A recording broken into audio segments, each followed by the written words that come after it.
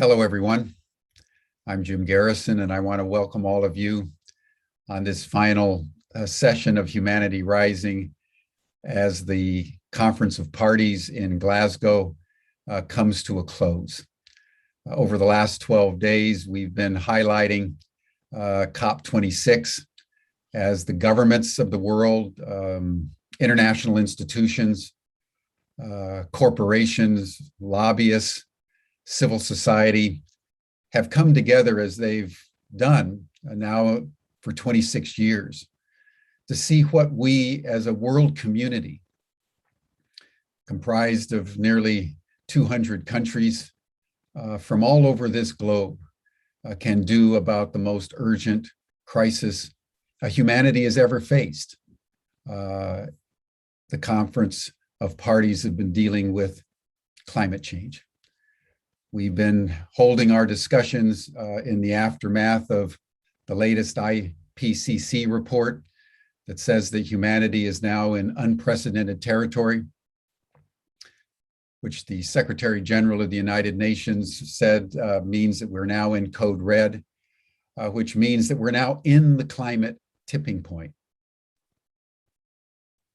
We're now in a situation where escalating, increasingly lethal ecological turbulence is no longer avoidable. And so COP26 was termed the most consequential COP in history, and we're now at a close. And it's clear, I think, to everyone around the world that once again, our governments have failed us. And so that leaves we, the people of the world, a civil society of planet Earth with more limited options, but with a greater clarity that we now need to lead in a way that we've never felt before, because up until I think COP26, we had this residual diminishing hope that in the final analysis, our governments were going to rise to the occasion, and they've chosen not to do that. So part of what we want to do today, everyone, and we will be unfolding this discussion over the next weeks and months, is to reflect on, in an immediate way, on the final day of the Conference of Parties, what the conclusions are and what the implications are. We want to look at how we're feeling about what's going on. We want to focus on our young people. There will be a video from young people that have been there at the COP. There will be young people live from Sierra Leone who have been working on climate action and are part of the Global Regeneration Corps.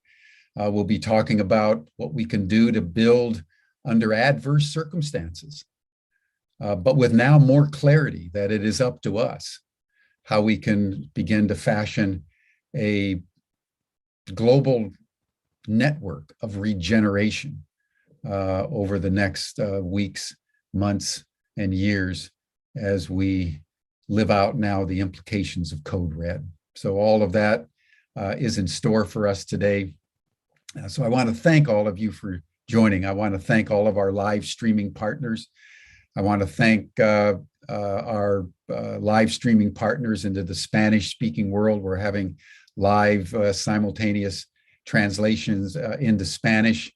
I want to thank all the conveners, that many of whom you'll hear in our program today, that have convened this wonderful sessions on Humanity Rising, because all through what's been happening, the final and ultimate reality, whatever our governments are going to do or not do, is that humanity is rising.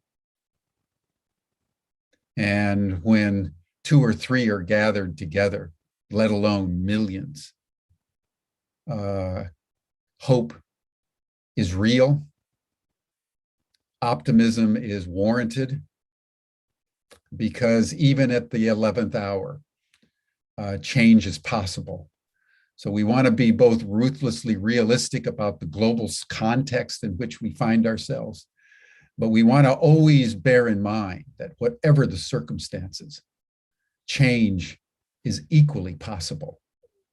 And it's now up to us to take accountability before the balances of history and do what now needs to be done to regenerate this precious world of ours. That's why we're here. That's why Humanity Rising convenes these sessions day after day and broadcasts them as far as we can around the world. Before we enter into this discussion, let us pause just for a minute or two in the tumult of our world and just take a breath and center yourself in your body. Attune yourself with your heart.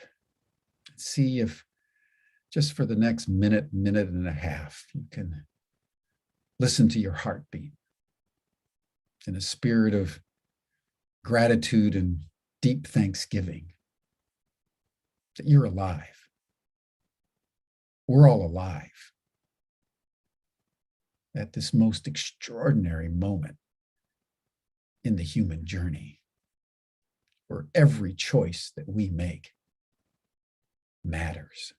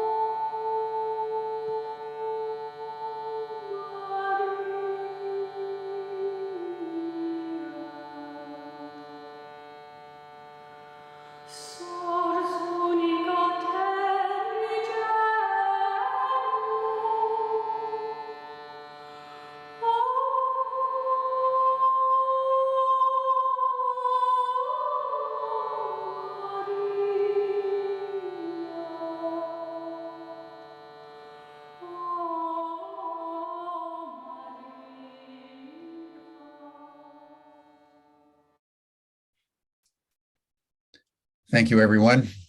Now, with an open heart and a heart full of gratitude and love for each and every one of you who are joining our session today, we want to start with a statement from Rupert Reed in a press conference that he and others had yesterday in Glasgow.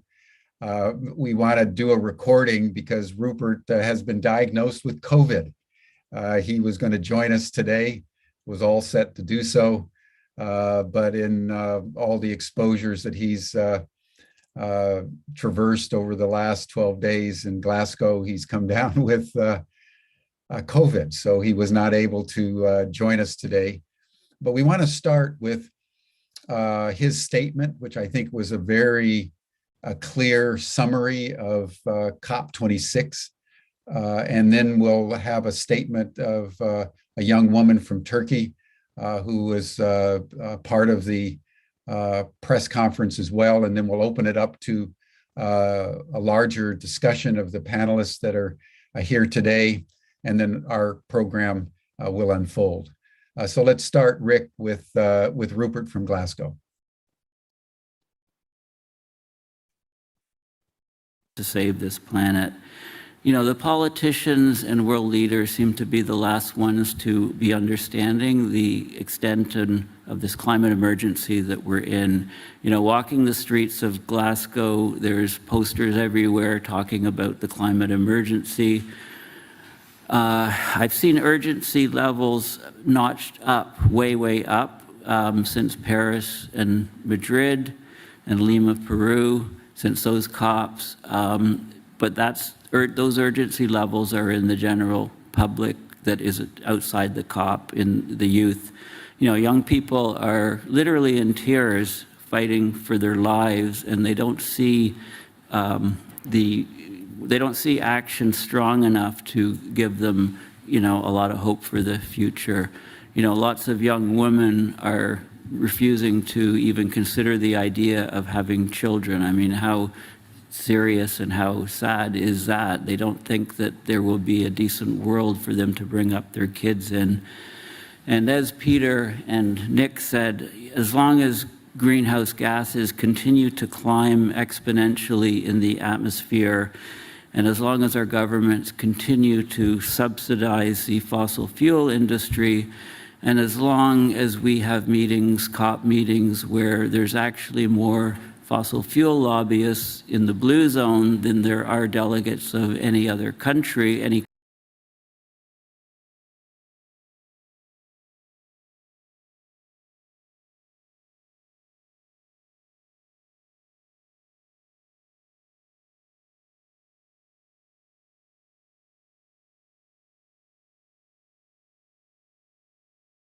country.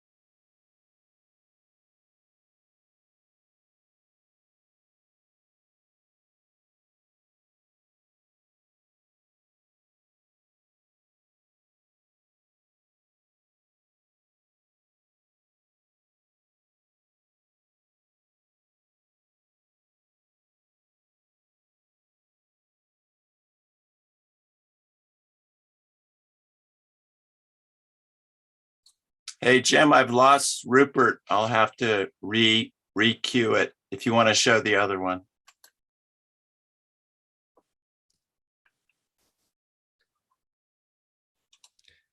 Sorry, everyone.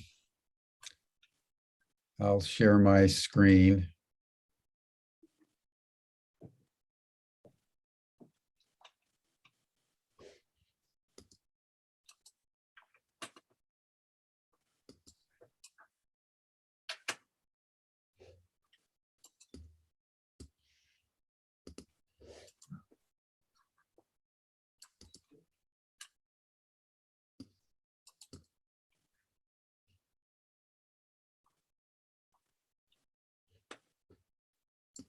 Our second speaker is Echem Albayrak.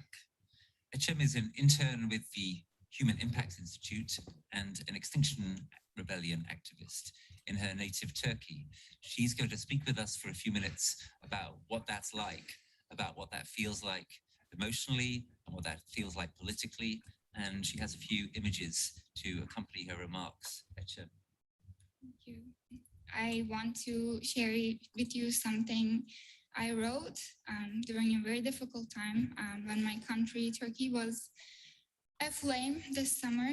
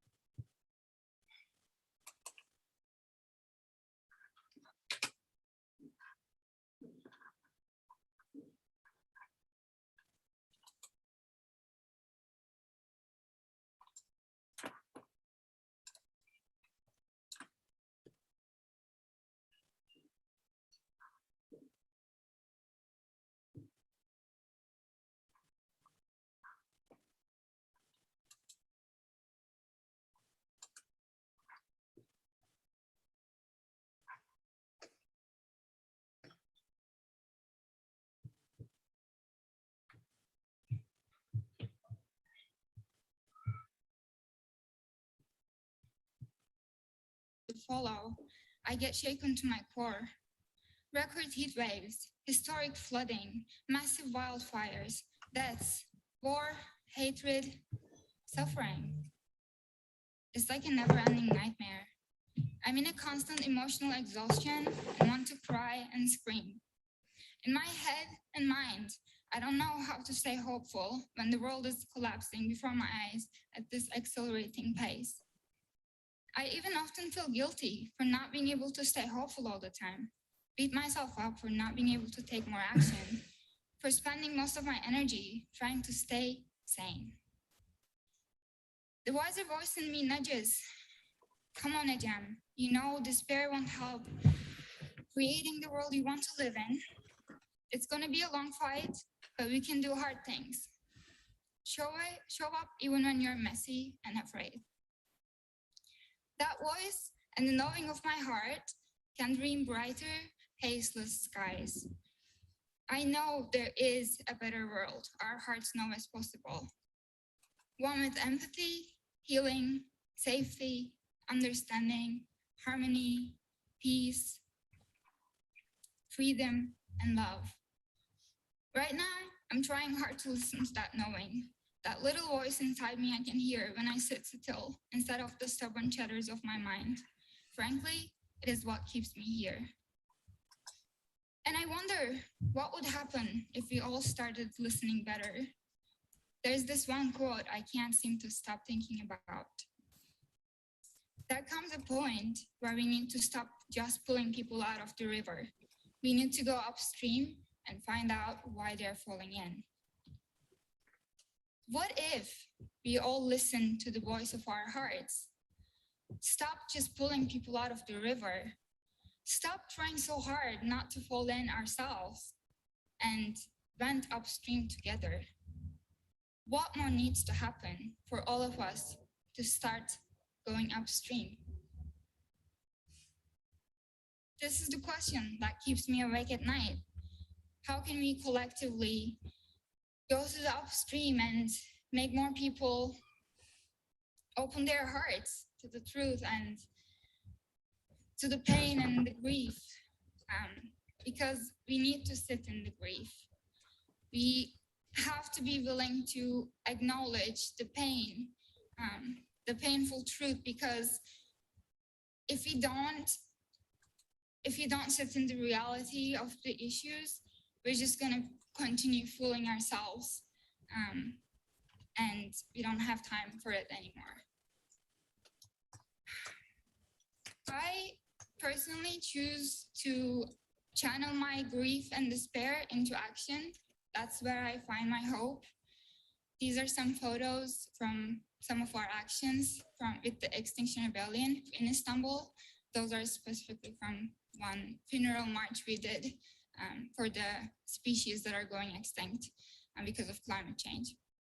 The red costume is the Red Rebel Brigades, an artivist troop of Extinction Rebellion, and it symbolizes the common blood that all species share, that unifies and makes us one.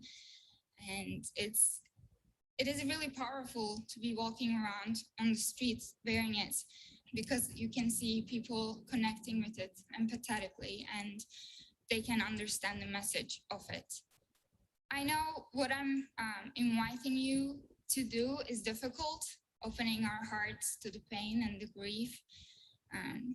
It's a deep analysis and it is painful, but we have to somehow get the strength in ourselves to feel it all.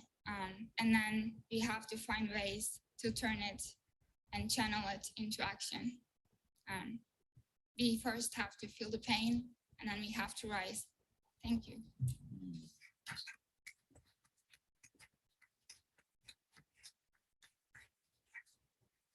Jim, thank you so much. Thank you for bringing yourself here so honestly to us. And I think I can speak for most people in the room and I say, that was hard to listen to. Thank you for giving us something that was hard to listen to, that we need to listen to, and we need.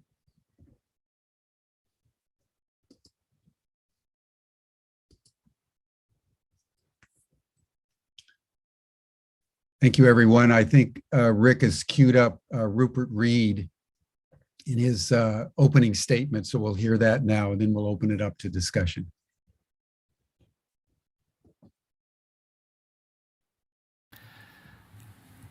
So I want to make a bold claim, but I think it's true. This COP will go down in history as the COP that killed 1.5 degrees. It is not true that 1.5 degrees has been kept alive by this COP. It's not even on life support as far as I'm concerned.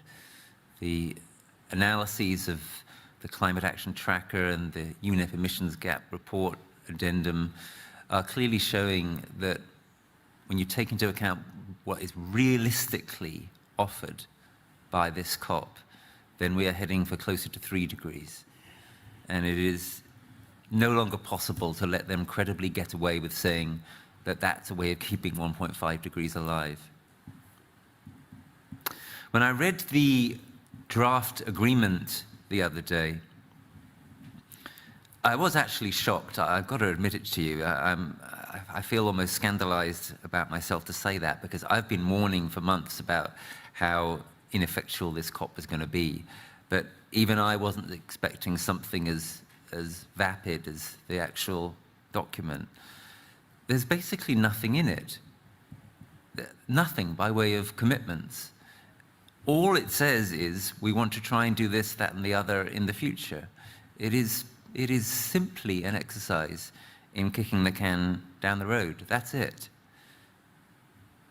And given that, we must conclude that 1.5 degrees is no longer credible. And this is a terrible thing to have to say, but I think it's nothing but the truth.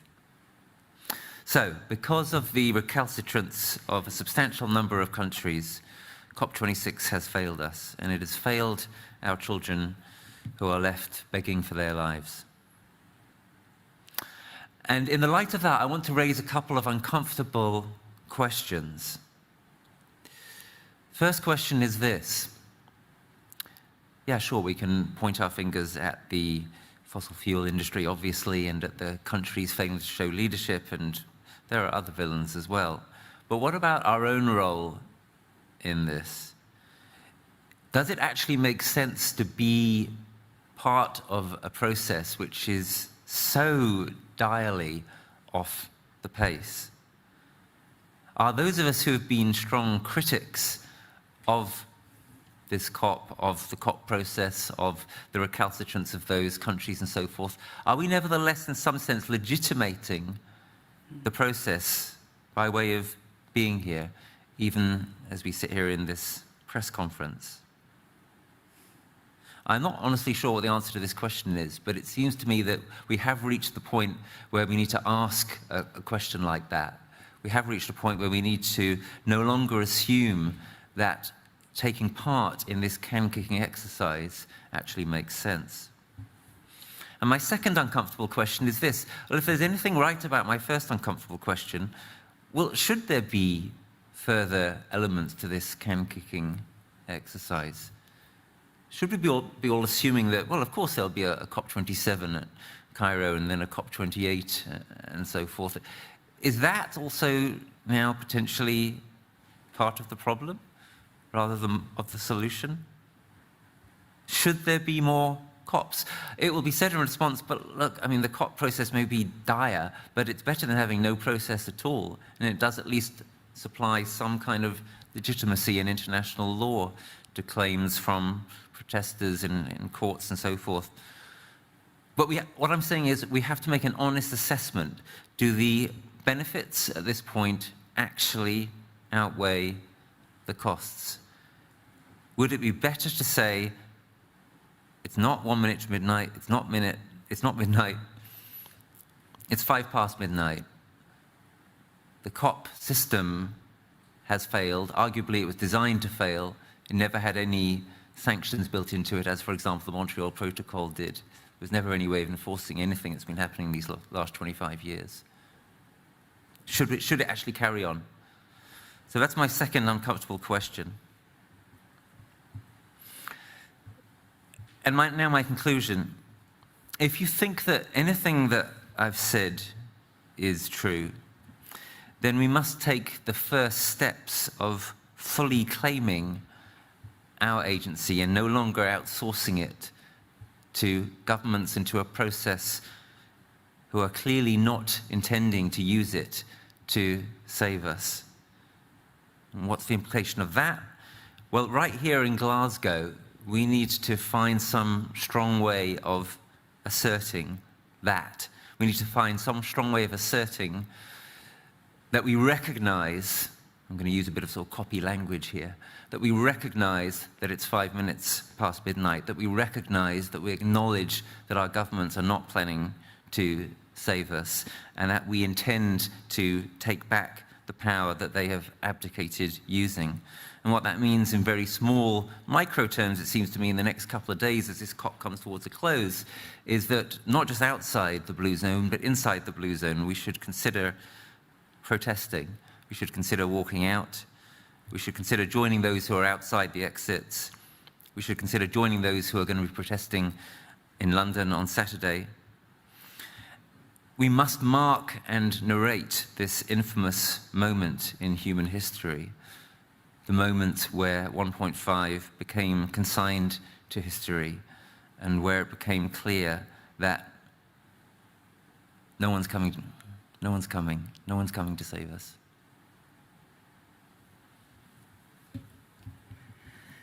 Thank you for that sober assessment, Reed. And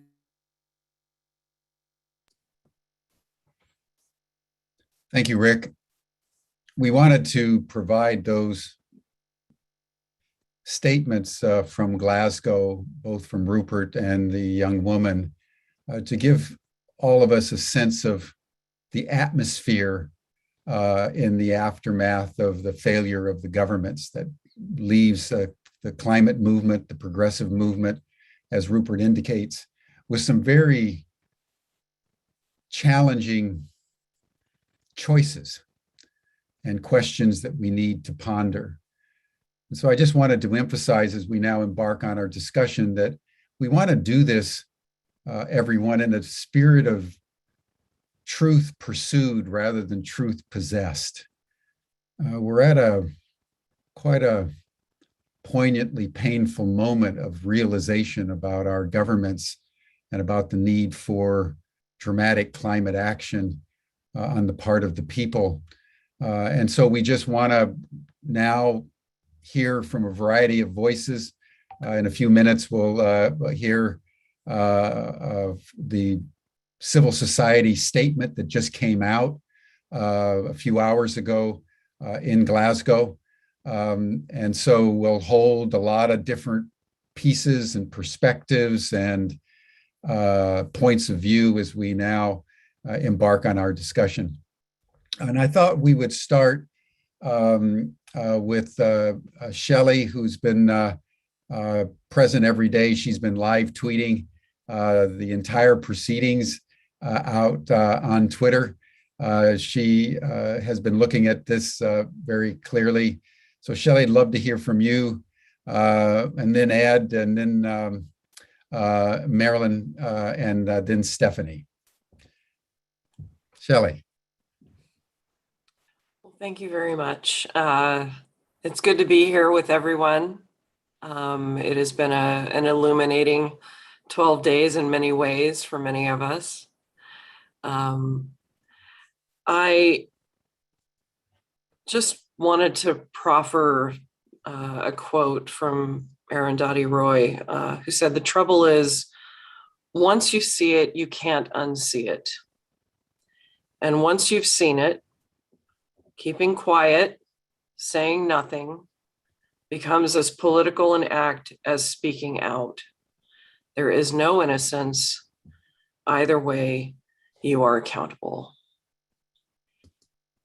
And I think that applies to myself as an individual. I think it applies to all of us collectively here in this space. And it applies to all of our brothers and sisters who aren't here with us. And part of this moment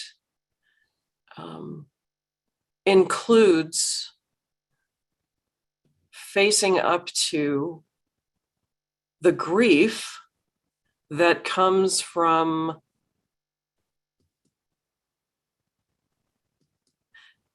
fully taking in the consequences of what this means. The consequences between 1.1, 1.2, 1.5, 2.4 sound small, but they're not. Every 1/10 of a degree adds to the burden that we're carrying. There was a new study published in 2021 that estimates we're losing 5 million people a year right now to climate change, temperature extremes, whether it's extreme heat or extreme cold. We've just lost 5 million people to a new virus. So 10 million people in the world. And with 7.6 billion people, it sounds small, I suppose. But we know that each one of those losses was accompanied by people who cared about and loved those people. And when you look at the totality of the situation that we're in, and you wonder why things like COP fail, it's because there are interests in the world who don't want it to succeed.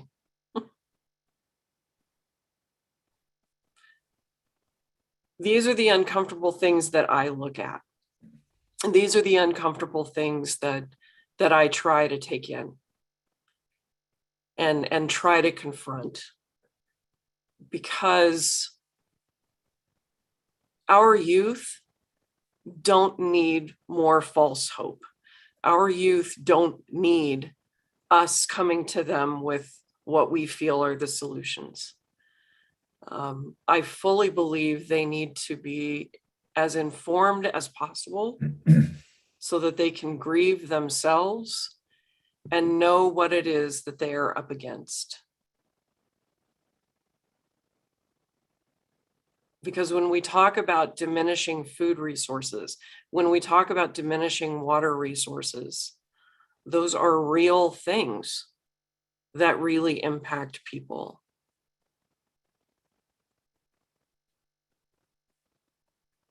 Capitalism has a rapacious appetite,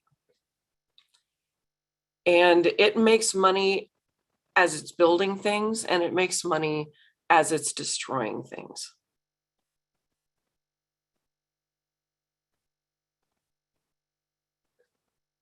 And if you go back and you read Naomi Klein and you see what happened in the aftermath of Hurricane Katrina in the United States, you understand the concept of shock doctrine, which is how do we take advantage of crisis in a way that benefits the shareholders. There's a new colonialism that is breaking upon the earth, a new form of it. It never really went away. This is just its latest manifestation. And it has to do with the corporate entities that are currently buying up agricultural land and water resources globally, worldwide. I started watching this really when it started taking off in 2007.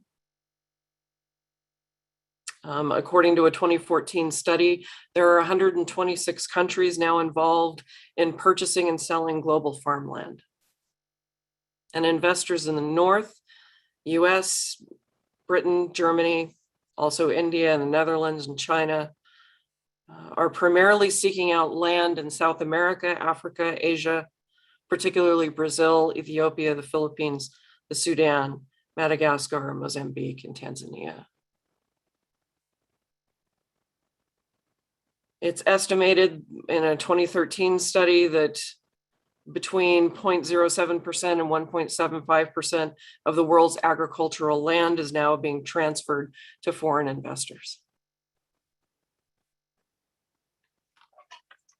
In 2005, a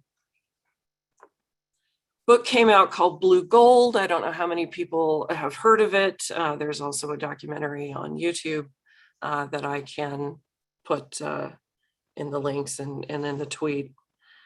And the title of the book was Blue Gold, The Fight to Stop Corporate Theft of the World's Water. And the vice president of the World Bank was quoted as saying, the wars of the next century will be about water. And we've been seeing this coming and coming and coming. 2005, COP, 2006, COP, 2007, COP. Here we are, 2021, COP.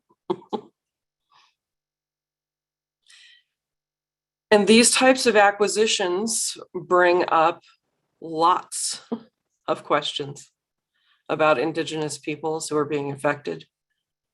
What happens when there is potentially a multiple breadbasket failure in the global north? How will they take advantage of the agricultural lands that they have purchased for production in the global south?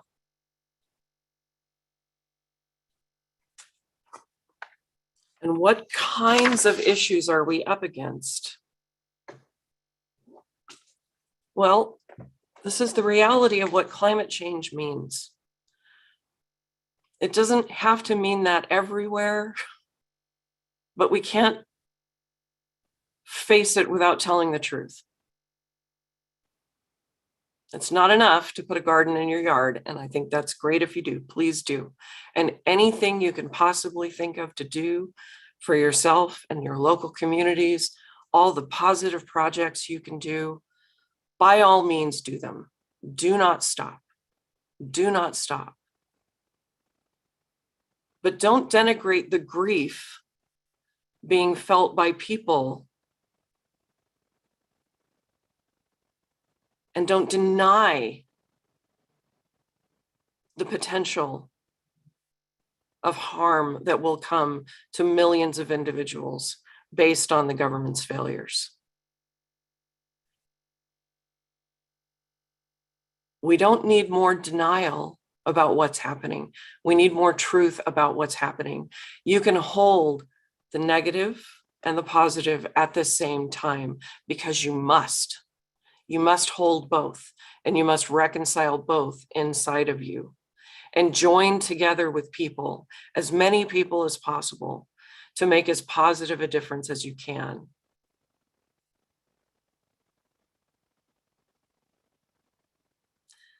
But understand that there are people who know what's coming and they are preparing for it. In October of this year, quietly and without fanfare, the Office of the Director of National Intelligence in the United States released a report called Climate Change and International Responses, Increasing Challenges to U.S. National Security through 2040.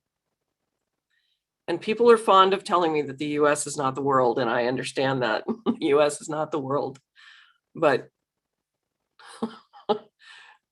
what we can't deny is that we have an outsized influence on things that happen.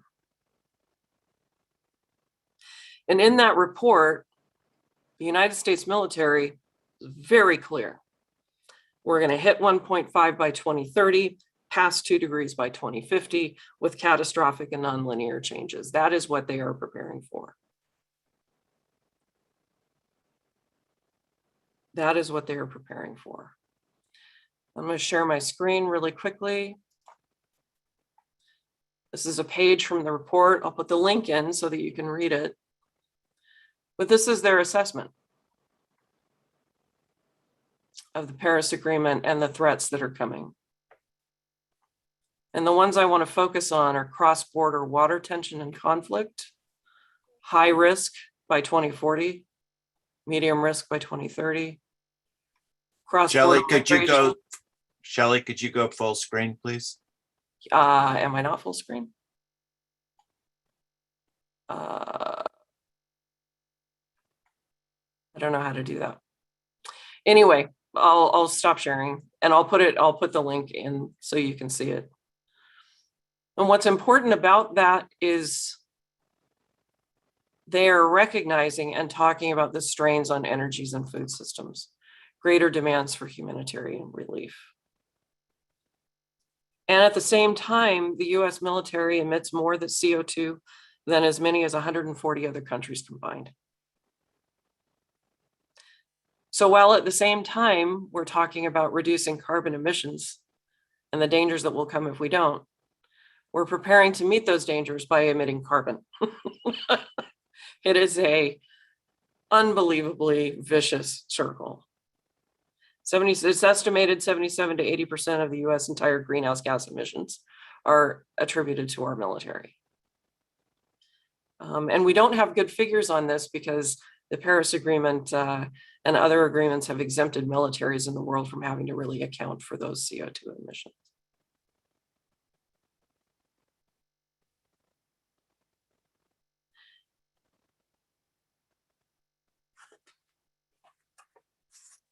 The United States military in 2016 got permission to build 2 military bases in South America from Argentina. And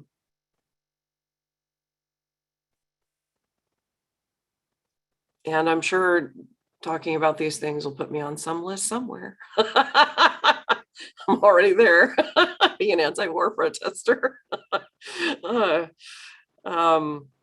And these are just 2 examples that I want to put in front of you to show that this is only happening in this area, but many other countries with many other military operations are doing this in Africa. They're doing it in other places around the world.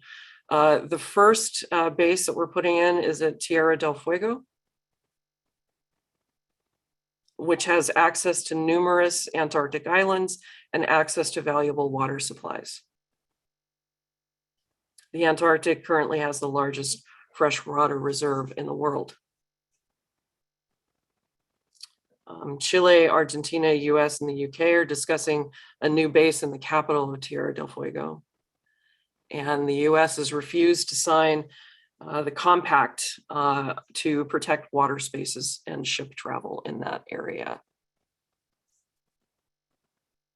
They've also put in a new base over what's known as the Triple Frontier, which is over the Guarani Aquifer. This is on the border of Argentina, Brazil, and Paraguay. This is the world's largest reservoir of drinkable fresh water and the second largest source of natural gas resources in Latin America.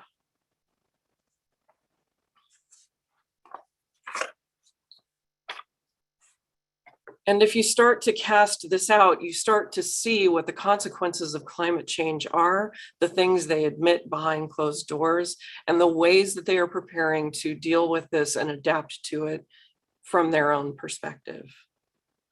Yesterday, Nancy Pelosi, the United States Speaker of the House, was at COP. She was asked a direct question by a journalist who asked specifically about the carbon emissions from the US military. And Nancy gave the typical nuanced political answer. Of course, we want to protect the water and soil for children, and we want to create good, clean jobs.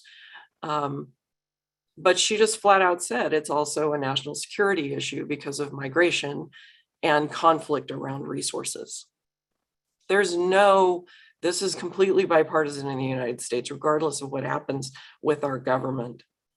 There is absolutely no indication that we are going to move off of that position. And that position at 1.1 is irritating. That position at 1.5 is dangerous. That position at 2.4 is untenable. So what I want to say is this. I love all of you. I love everybody who's here. And I want to see us rise to the occasion as a community while we're internalizing the reality of what just happened in COP means for the forces who are undermining its success to begin with. Allow us space to grieve. Allow us time to look. Allow us time to tell the truth. And then let's band together and take every action we can possibly take as a civil society to ensure that we preserve as much life, human, animal, and plant as possible. We have a large job ahead of us. We have great things to do, and I think we will do it. And we'll do it if we're able to be honest with ourselves, honest with each other, and honest with the youth in particular. So thank you so much for being here. I'll be doing a program more in depth on these issues in the coming weeks for those of you who would like to tune into that. And in the meantime, I am looking at the youth behind us saying, it's your time. We need to get out of the way. It's your time. We will help as much as we possibly can, but we need to get out of your way. So thank you. Thank you, Shelley. It's a sobering thought that the same forces that produce climate change are now preparing to make money as the results of their actions are sowing seeds of chaos around the world, that we're in the middle of climate shock doctrine, as Naomi Klein so aptly points out. So thank you for bringing that aspect in to our deliberations today. I want to now turn to Ed Muller, who has convened 4 sessions on Humanity Rising. Ed, would love to hear your comments, and then Tom, then Marilyn, and then Stephanie. Then we'll go from there. Thank you, Jim. Thank you, Shelley. Yeah, where to start? 30 plus years ago, I started working and talking about climate change. I soon moved to global change, and still we're stuck with the dialogue of climate change. Global change is the loss of the capacity of the planet to support life, and especially human life, but all other life forms. And I was accused of being apocalyptic, and many friends, experts of the UN system and the ones who write all these beautiful reports said, Edward, your language will only scare the corporate sector, and you cannot scare them, otherwise they won't collaborate. I mean, that is the mindset of many of the people. Friends that are scientists that belong to the IPCC or the biodiversity working groups still contradict some of my statements in networks saying, Edward, you cannot prove this is climate change. This is climate variability. And this reductionist science is what has allowed these corporate sectors and the corrupt governments that work with them, and even the universities that are still teaching professionals to spray poison with a very, very narrow view, without even taking the rest of the planet into account and all the systemic connections. So the being afraid of hurting the corporate sector, which takes the funding from their big salaries in many of the international systems that depend on these donations. And I remember going to New York for SDG 17, paying my own way. And every time we opened a working session, thanks was given to the 5 or 6 biggest and most corrupt and most damage-provoking corporates. Thank you, so-and-so and so-and-so, for allowing this meeting to happen. You look at SDG 17, and it's all about the corporate sector saving the planet. And we saw this happen now in COP. I didn't expect anything in COP, and I thank Jim and the whole team for organizing these parallel sessions. I came from an activist point, even though I was an academic. There were years where I traveled over 300 days, going to all these global meetings, going to talk with presidents, with congresses. And about 5 or 6 years ago, I thought, wow, you're wasting your life, getting all these rays from the airplanes. You're wasting your time, and that is not going to change things. So these bingos, big international NGOs, the conventions, all the beautiful talk. Today I had to put on a tie for an academic issue here at the university, but when I go and look all these fashion shows at these meetings, and it's just not going to make the change. The corporate sector is not going to make the change. I remember when we started with the Global Partnership for Business and Biodiversity, and all what it did was allow corporates to greenwash even more. The compensation, the valuation, put a monetary value on nature allowed governments and corporates to put price on nature and pay for the damage, as if that were a solution. Today, still an environmental impact assessment, which most universities are teaching how to do it, is about reducing the negative impact. And the planet cannot take any more negative impacts. 2/3 of the planet don't support life, our life, human life, because the ecosystems are so damaged. So it's useless to keep on describing all the problems. We know them. This is, and I say that every time, the best scientifically documented planetary extinction. And we have the wrong science for it. With this reductionist science is not relating the true solutions. We know already that soil and soil health is the only way to revert climate change. We have the data out there that changing cattle production around the world to holistic grazing systems will capture 43 gigatons of carbon. And if we add regenerative agriculture, we're talking about 55 gigatons per year. That is all global emissions and 50% more. And these solutions are not being discussed. Maybe because it means getting rid of the chemicals. And the petrochemical industry is funding a lot of people around the world and funding a lot of universities around the world that keep on damaging the planet and educating students to damage the planet. Universities are also teaching in their MBAs competition, where they should be teaching, and from kindergarten, we should be teaching collaboration. So we have the solutions, and we know that these solutions are working. Now, two things we need to do, very concrete. Show that these solutions work, and that's what Costa Rica Regenerative is about, Regenerate Costa Rica, the initiative that my university is leading to turn the country into a regenerative country, to show the world what a regenerative country looks like. And this is in spite of government. It's with the people. And the second thing we have to do is mainstream.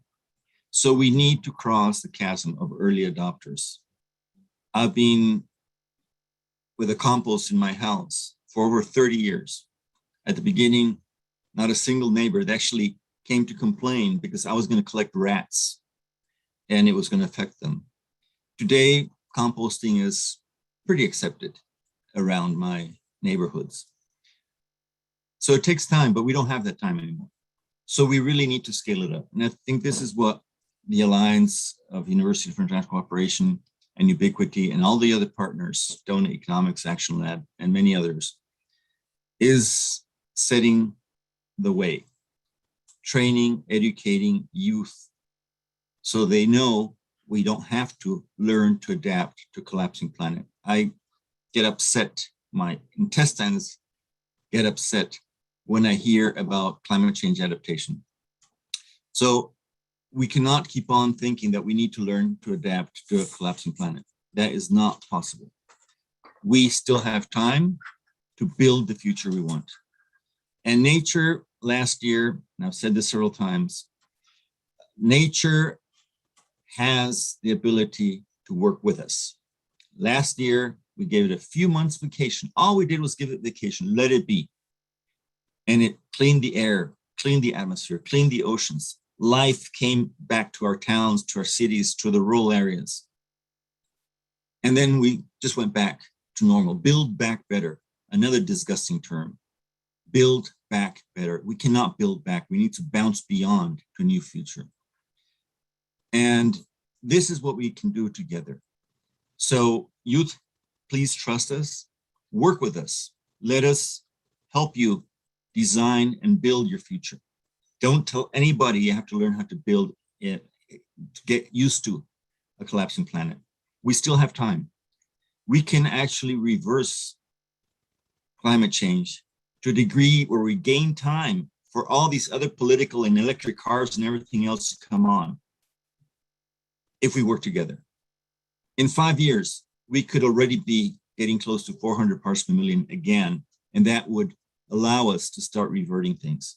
In 20 years, we could be under 350 parts per million. So let's do it together. Let's work. Let's join.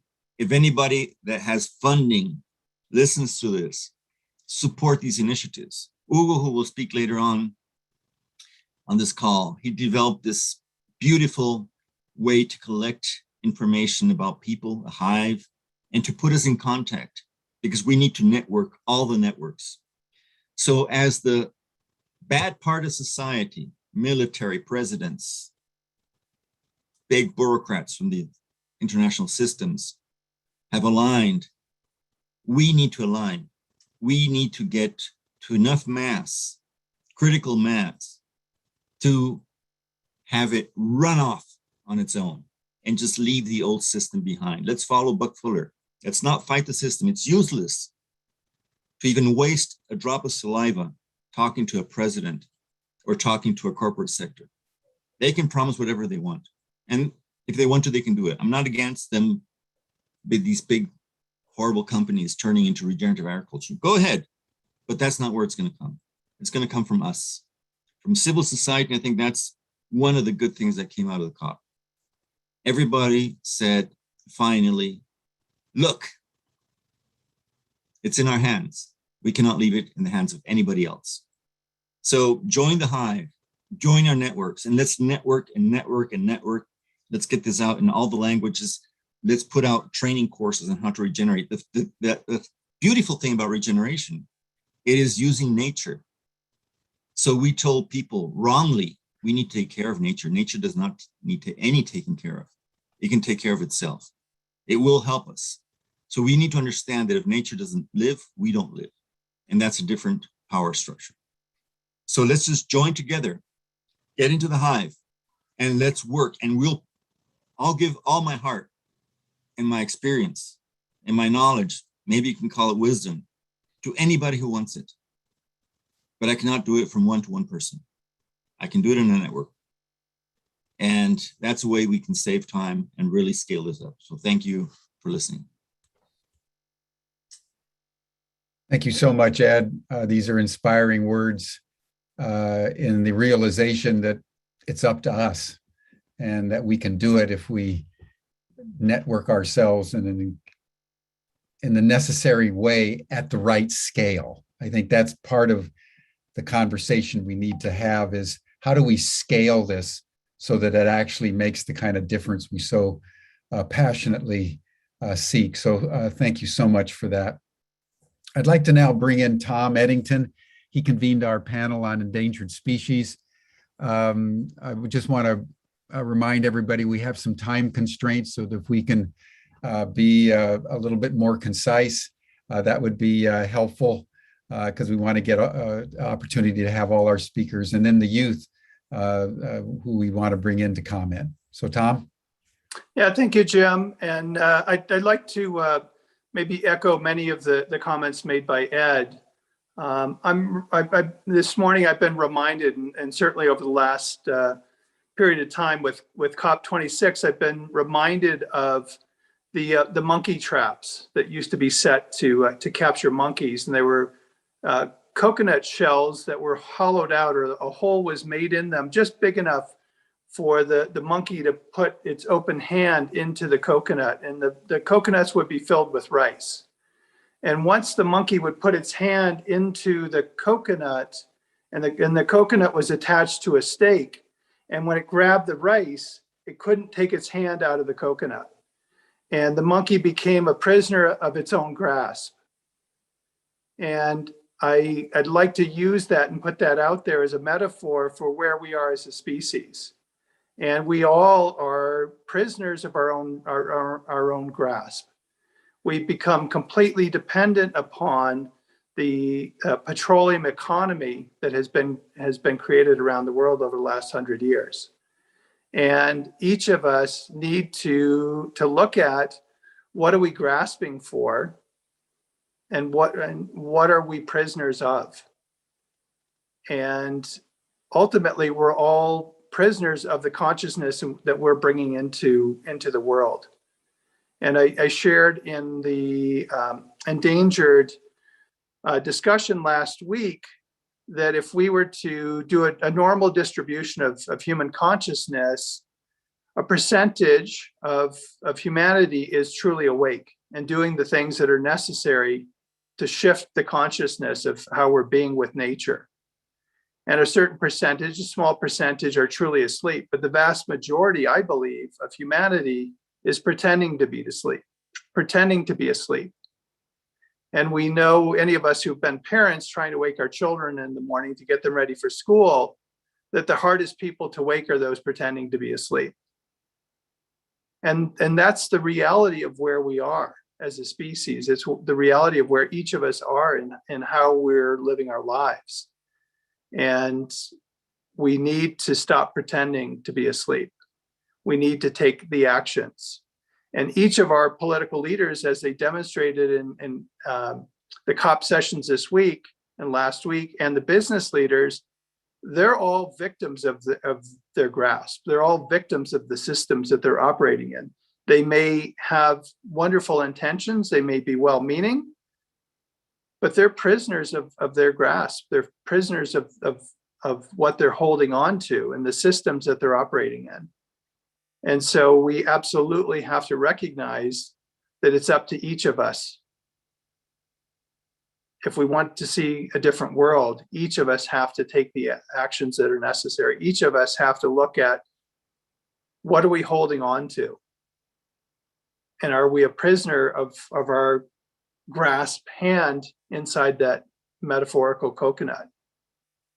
And what are we prepared to change? What are we prepared to do differently? And I can share lots of information that was shared in the session last week on endangered species and the collapsing of the ecosystems, but we all know that. We all are experiencing, we've heard it. And it's time for change. It's time for each of us to take the actions that are necessary. And I'll leave it there. And thank you all. Thank you so much, Tom. And I just want to acknowledge all the work that you and Endangered Global are doing to save our endangered species. You know, as you all know, species are going extinct every minute of every day somewhere in the world.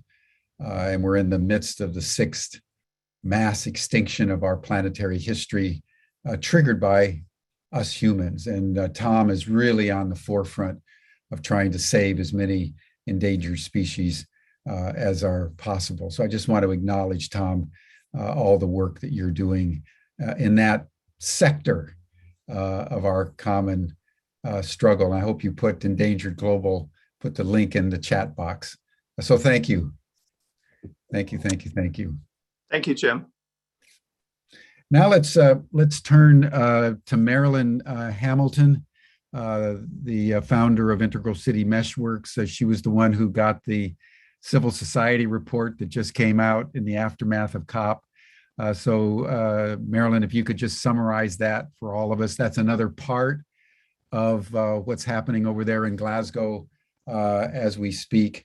Then we'll have Stephanie Mines, and then Indra, if you could get ready, and then we'll get Dita, and then we're going to turn to some of our youth for their comments on what's been said so far. Marilyn. Yeah, thanks, Jim. And for those who are watching our sessions on cities, I had said that cities are Gaia's regeneration hubs.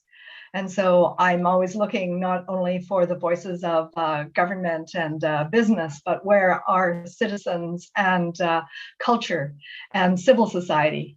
And today I was very happy about 5 hours ago to find in The Guardian the reference to a whole new separate declaration out of COP26 that's coming from civil society. So the People's COP26 decision for climate justice is what I'd like to tell you about. And if I'm able to, I'll share my screen so you can track it with me. I've put the link in the chat as well. And I just think it's worth, after having listened to Rupert Reed, listen to some of the aspects that they have covered here. They're basically saying, people are tired of waiting for governments to prioritize people and the planet over profits. Well, Hey, so Marilyn, many lives Marilyn, could you move your dialogue box from Zoom above? It's creating a black space. How do I do that? Just click on it, or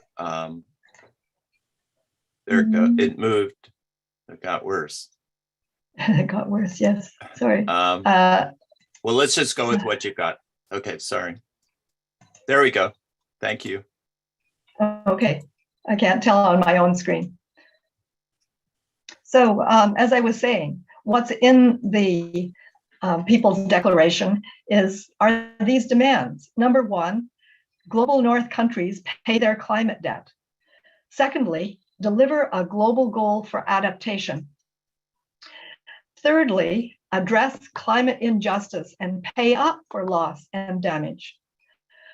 Fourthly, urgently deliver your fair share of actions. So they say here, governments must ensure that their emission reduction targets are sufficient to meet the 1.5 degrees target by urgently strengthening 2030 targets to rapidly reduce emissions to real zero, fully in line with each country's fair share.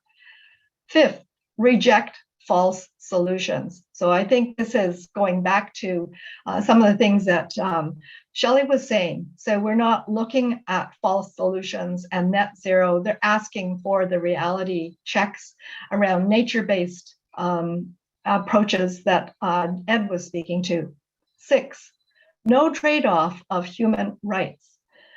7th, big polluters removed from this process. As some of the people in the chat were horrified to find out, the parties that were represented at the COP26 from those with vested interests in fossil fuels exceeded the numbers of people from countries themselves. 8th, deliver just transitions. So the group is saying parties must deliver just transitions as defined in the Paris Agreement with reference to decent work and quality jobs. Labor rights are human rights, and countries must guarantee full engagement of workers and their unions through social dialogue processes in raising climate ambition and the creation of decent work, quality jobs, social protection, and universal public services. And 9th, cooperation and solidarity. So this moves us to their 10th article, which is do not exclude the people. Prioritize an inclusive, democratic, and just UN FCCC process that recognizes and respects all rights holders. This requires the meaningful inclusion of persons with disabilities by recognizing them as formal constituency. They say the time for words without action has come and gone.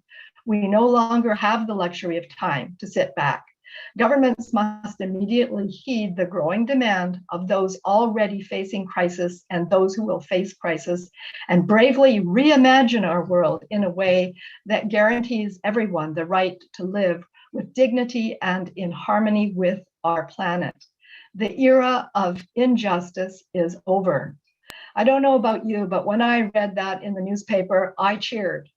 And I then went and looked further at the website and wondered, well, who are the people who are involved with the coalition? And the first name at the top of the coalition members is 350.org. And any of you who were with us on day one, 350.org was with us on day one. There are hundreds of names from organizations, from individuals, and from the areas that they're wanting to work in, which is learning about everybody's movements, collaborating, centering voices of those most impacted, and working with logistics of all of these different power groups so that the People's Summit and civil society voices, spaces, and places are connected. So I feel that this is really something that is inspiring me, and takes me even back to what I noticed when I was thinking about cities again. I saw a remark that was tweeted from Sadiq Khan, who is the mayor of London, who said, if cities can do this, why can't nations? So if civil society has finally said not only what's in this declaration, but many of those signatories got up and walked out today, just exactly what Rupert Reed had suggested ought to be done, but he despaired of not happening. So I would say that there is cause for some hope, and that we must share these possibilities with our youth, just as we must share with them the inconvenient truths that Shelley was pointing to, that we not only need to allow space for grief, but we need space to wake up, grow up, clean up, and whole up in service to our whole planet. So that's what I have to contribute, and with some hope and some passion, as you can tell. Thank you so much, Marilyn. I think you summarized in just a few minutes with real clarity and passion, both the choices before us and the imperative now for the people of the world to take the kind of action that is now required. So thank you for bringing in that statement, which is just hot off the press globally. So we were very pleased to be able to present it to everyone. Now I'd like to turn it over to Stephanie Mines, who's the founder of Climate Change and Consciousness, who's also brought in some of the young people. And I'm just thinking, Stephanie, after you speak, why don't you introduce the young people, have them make a statement of what they're doing, and then we'll circle back to Indra and move forward from there. Wonderful. Thank you so much for everything that you've been doing. Thank you, Jim. I have spent my entire life preparing for this moment. I have spent my entire life preparing for this moment. Alchemizing grief into action is the story of my life. As an embryologist and a neuroscientist, I know that we are biologically programmed for evolution. I reference Uncle Anganak of Greenland, who has been on a lifetime mission to melt the ice in the heart of man. He told us at Climate Change and Consciousness in 2019 that it was too late and no one was coming. Yes, it is too late and no one is coming. That is the mantra I have lived with as a child in a violent home. And here I am fighting for the future of humanity when it has been too late and no one has shown up for my entire life. So the truth is, humanity is rising. It is all that is left. I stand with Rebecca Solnit and Osprey Oriel Leaf, arousing a groundswell, a paradise built in hell. What is the strategy?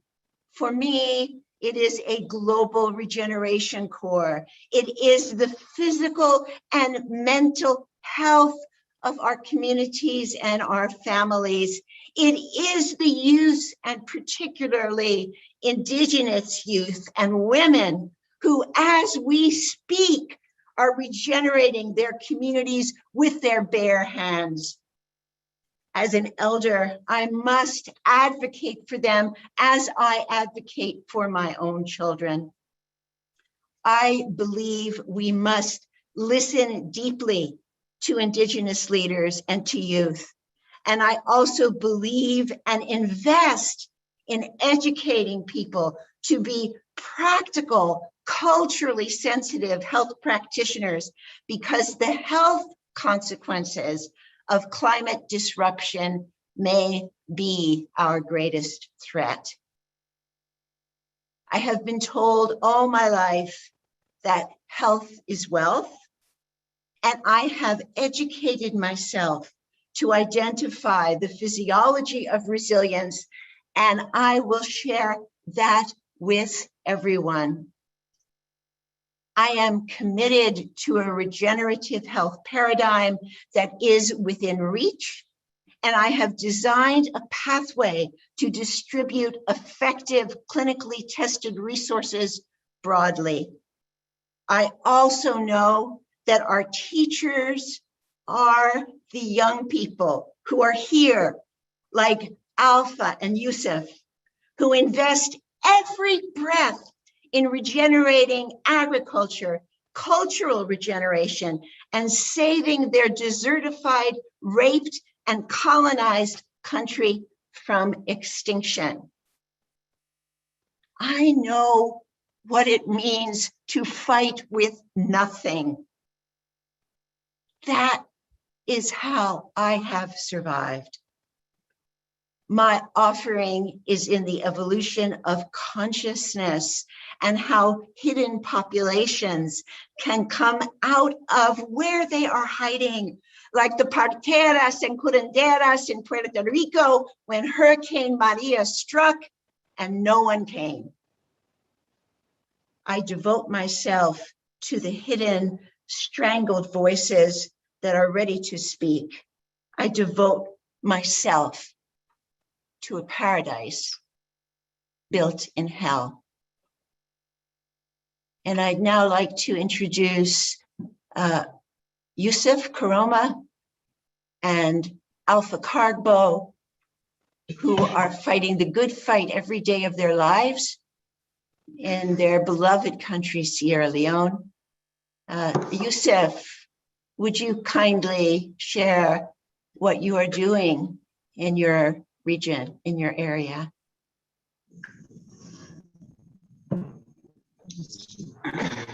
All right. Good evening, all to you. Good evening.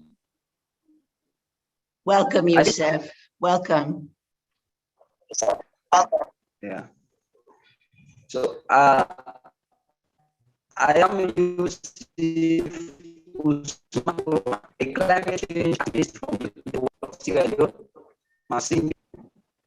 Yusuf, we're having difficulty hearing you. Maybe turn off your video. I think you should turn off your video. Yeah, turn off Thank your you. video and maybe we'll hear you better that way. All right. Hello. Good. Hello. Yes. Yes, we hear you. Yeah. Are you? All right. I am Yusuf Usman Koroma, a climate change activist from Youth Leading the World, Sierra Leone, Masimbi Group. In my country, Sierra Leone, different companies and individuals engage in deforestation. And this has led in the great impact of people and the farmers as a whole.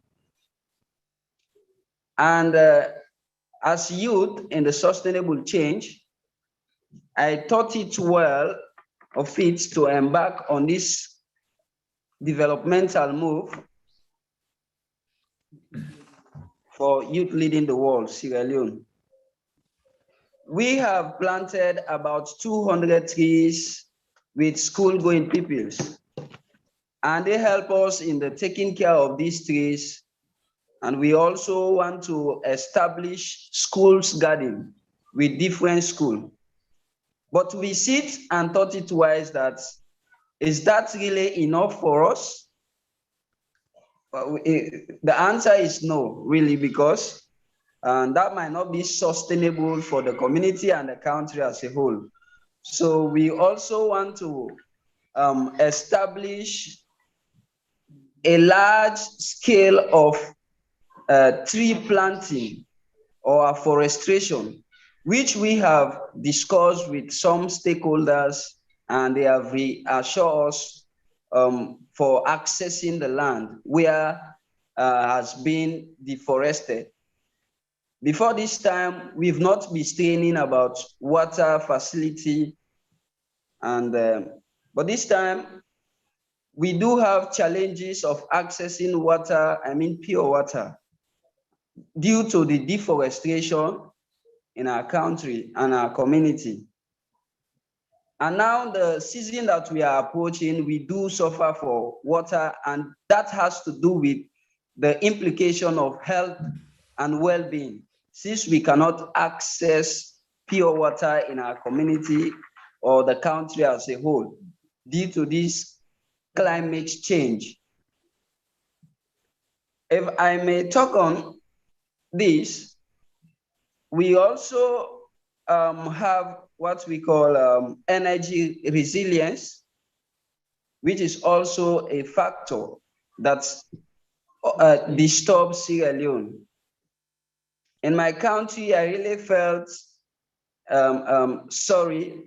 pity for ourselves as youth, that only 23% of people access electricity.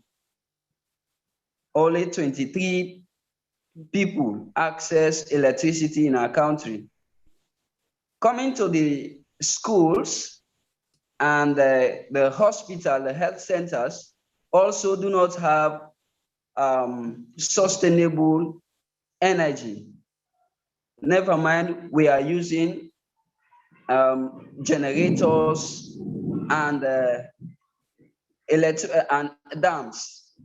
And this has to do with the climatic system. Since as a least developed country like Sierra Leone, we do embark on agriculture, but agriculture there has to do with nature. And the nature is being disturbed by the human activities, which is a key factor that is disturbing the agricultural process in our country. And it's led to what? Increment of poverty due to what? The farmers cannot yield a successful harvest into their farms or productivity.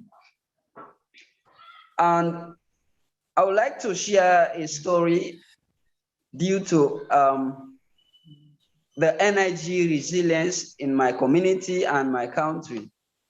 As a youth, really, I was not happy when I found myself in that particular circumstance. It's this story I want to share to you about my grandfather. There is one time when he was seriously sick and he was taken to the health center, I mean the hospitals.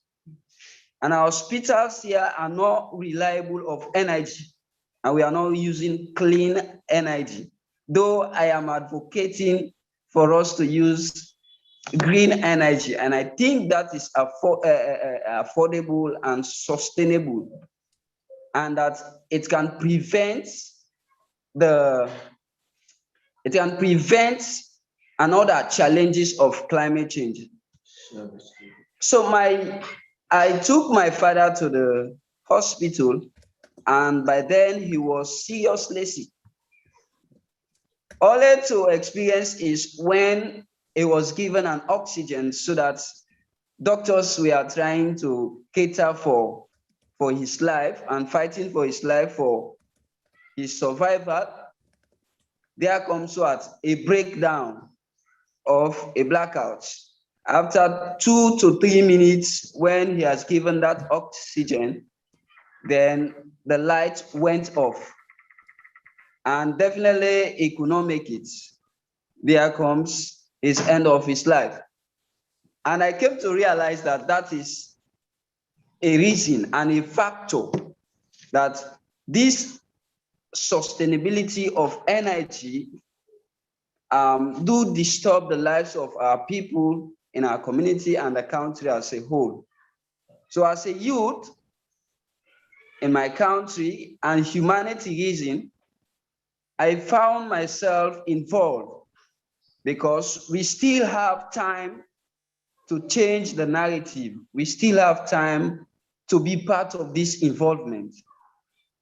So in my community, we really want to work together with these people, the stakeholders, the institutions, which we have started by educating some institutions, establishing gardens in our community and the country.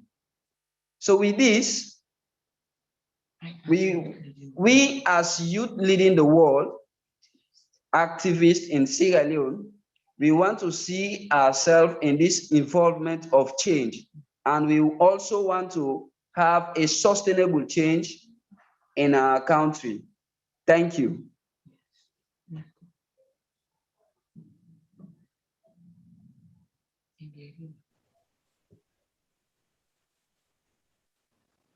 Beautiful, Yusuf. We heard you loud and clear. And in the name of your grandfather, we support you and we will do everything we can to move your mission forward. So if we can take a few more minutes now to hear from your friend Alpha Cargbo, also in Sierra Leone. Alpha? Thank you very much, Stephanie, for giving me such an opportunity. I want to say good evening from Sierra Leone to all of you that have made it possible to be part of this engagement. I am Alpha, the Youth Leading the World Coordinator for Sierra Leone team. And our focus, creating this group or having involved in this particular group, is to wipe climate change out of our country. I have listened to COP26, the climate summit, their plans they are to put together in order to see the case of climate change rest in peace. And I like all their actions they want to put in place. In my country, Sierra Leone, we face a lot of challenges that causes too much of the problems about climate change. And as youths, we think we are the only sustainable change that can stand and fight against this particular disasters problem that has been happening as a result of the climate change. Years back, it happens every year in Sierra Leone that we face flooding, landslide, and the rest of those disasters that happen as a result of climate change. We look at these things that has been happening. We say we have to put a stop to that. If we cannot put a stop, then let's find ways in which we can minimize some of these things. And we have done a lot of actions in order to minimize some of these problems that causes the climate change. And with the help of our international supporters, Stephanie, Michelle, Sue, and others, we have been doing all of these activities like picking plastic waste from the streets, plastic bottles, doing tree planting with school-going people and community people, and sensitizing also school-going people, community people about the true cause of climate change. Why we choose to sensitize is that when some of these disasters happened, like last year, year before last, we have a landslide that killed over thousands of people. We have flooding happening in Sierra Leone that kills over thousands of people. But our people keep on saying, it is not our activities we do that causes this problem to happen. They keep saying it is God's anger over our sins. So sometimes we think as youth that if these particular activities like deforestation continually continue in our country, it will lead to a problem for the future. And hence we are youth, we must create a way in order to help provide a perfect atmosphere for our next generation to come. So therefore, we embark on school sensitization to educate school-going people so that they can go home and educate their parents to tell them the true cause of climate change, to tell them that our activities we are doing causes some of these problems. And so these activities must be learned how to minimize these activities. And for some of the communities, we've engaged school-going pupils, we've engaged community stakeholders. We are seeing some amount of change. The change of climate change, I mean, we all have to come together to put hands together so that we can fight climate change at once. It is not a single body. It is not only government can wipe off this thing. It also involves the responsibility of each and every citizen to stand and fight this particular fight. And so before fighting, you must understand what is the impact of climate change. What is the negative effects? What is the positive effect, if it has any positive effect? So therefore, we choose to educate these people that this reason and this reason causes this particular thing to happen.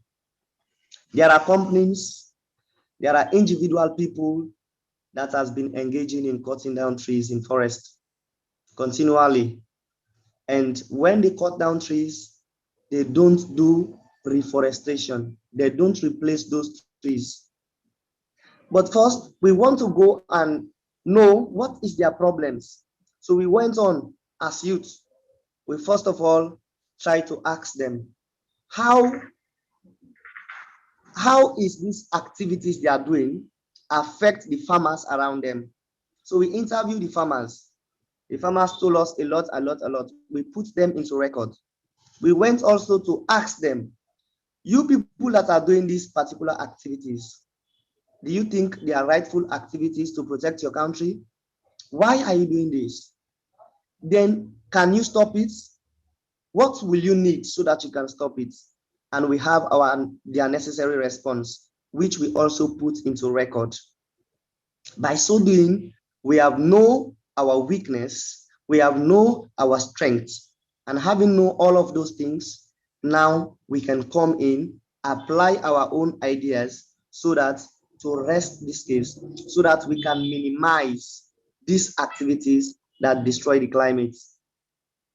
You know, when we started the tree planting, it was not really easy for us. We engaged community stakeholders. We tried to have some gardens established in schools, garden established in communities, so that it will help to what? To build up some amount of forest in our communities, so that we cannot expose the land into the direct sun, so that we can escape from global warming. And all of those activities and all of those things has contributed to something negative. That is why now in Sierra Leone, farmers are running away from farming activities, because years back when they grow crops, they have a huge amount of produce. But now a farmer may have something like 7 bags planted, let me say 7 bags of rice planted. In the day of harvest, maybe he or she could not have even 6 bags or 5 bags of rice. So instead of having some amount of profit in agriculture, they face what we call losses. So therefore, people keep running away from agriculture, not knowing that what some of these activities that destroy the climate causes some of these things. In Sierra Leone, when we have raining season, we have excessive rain that almost many parts in our country are prone to floodings. In Sierra Leone, when we have dry season, we have original dry season. In fact, you will not see rain for some times. And so people struggle to have water. People walk from miles to miles to have water. So these problems has been highlighted. We know these problems, but sometimes we want to extend our workshop, but we are looking at our international partners as to providing support so that we can extend some of our activities. We can empower the youth so that they can pioneer this particular climate change activities, because we think we are the only sustainable changers that could change this particular situation in the next coming 2030. Thank you very much.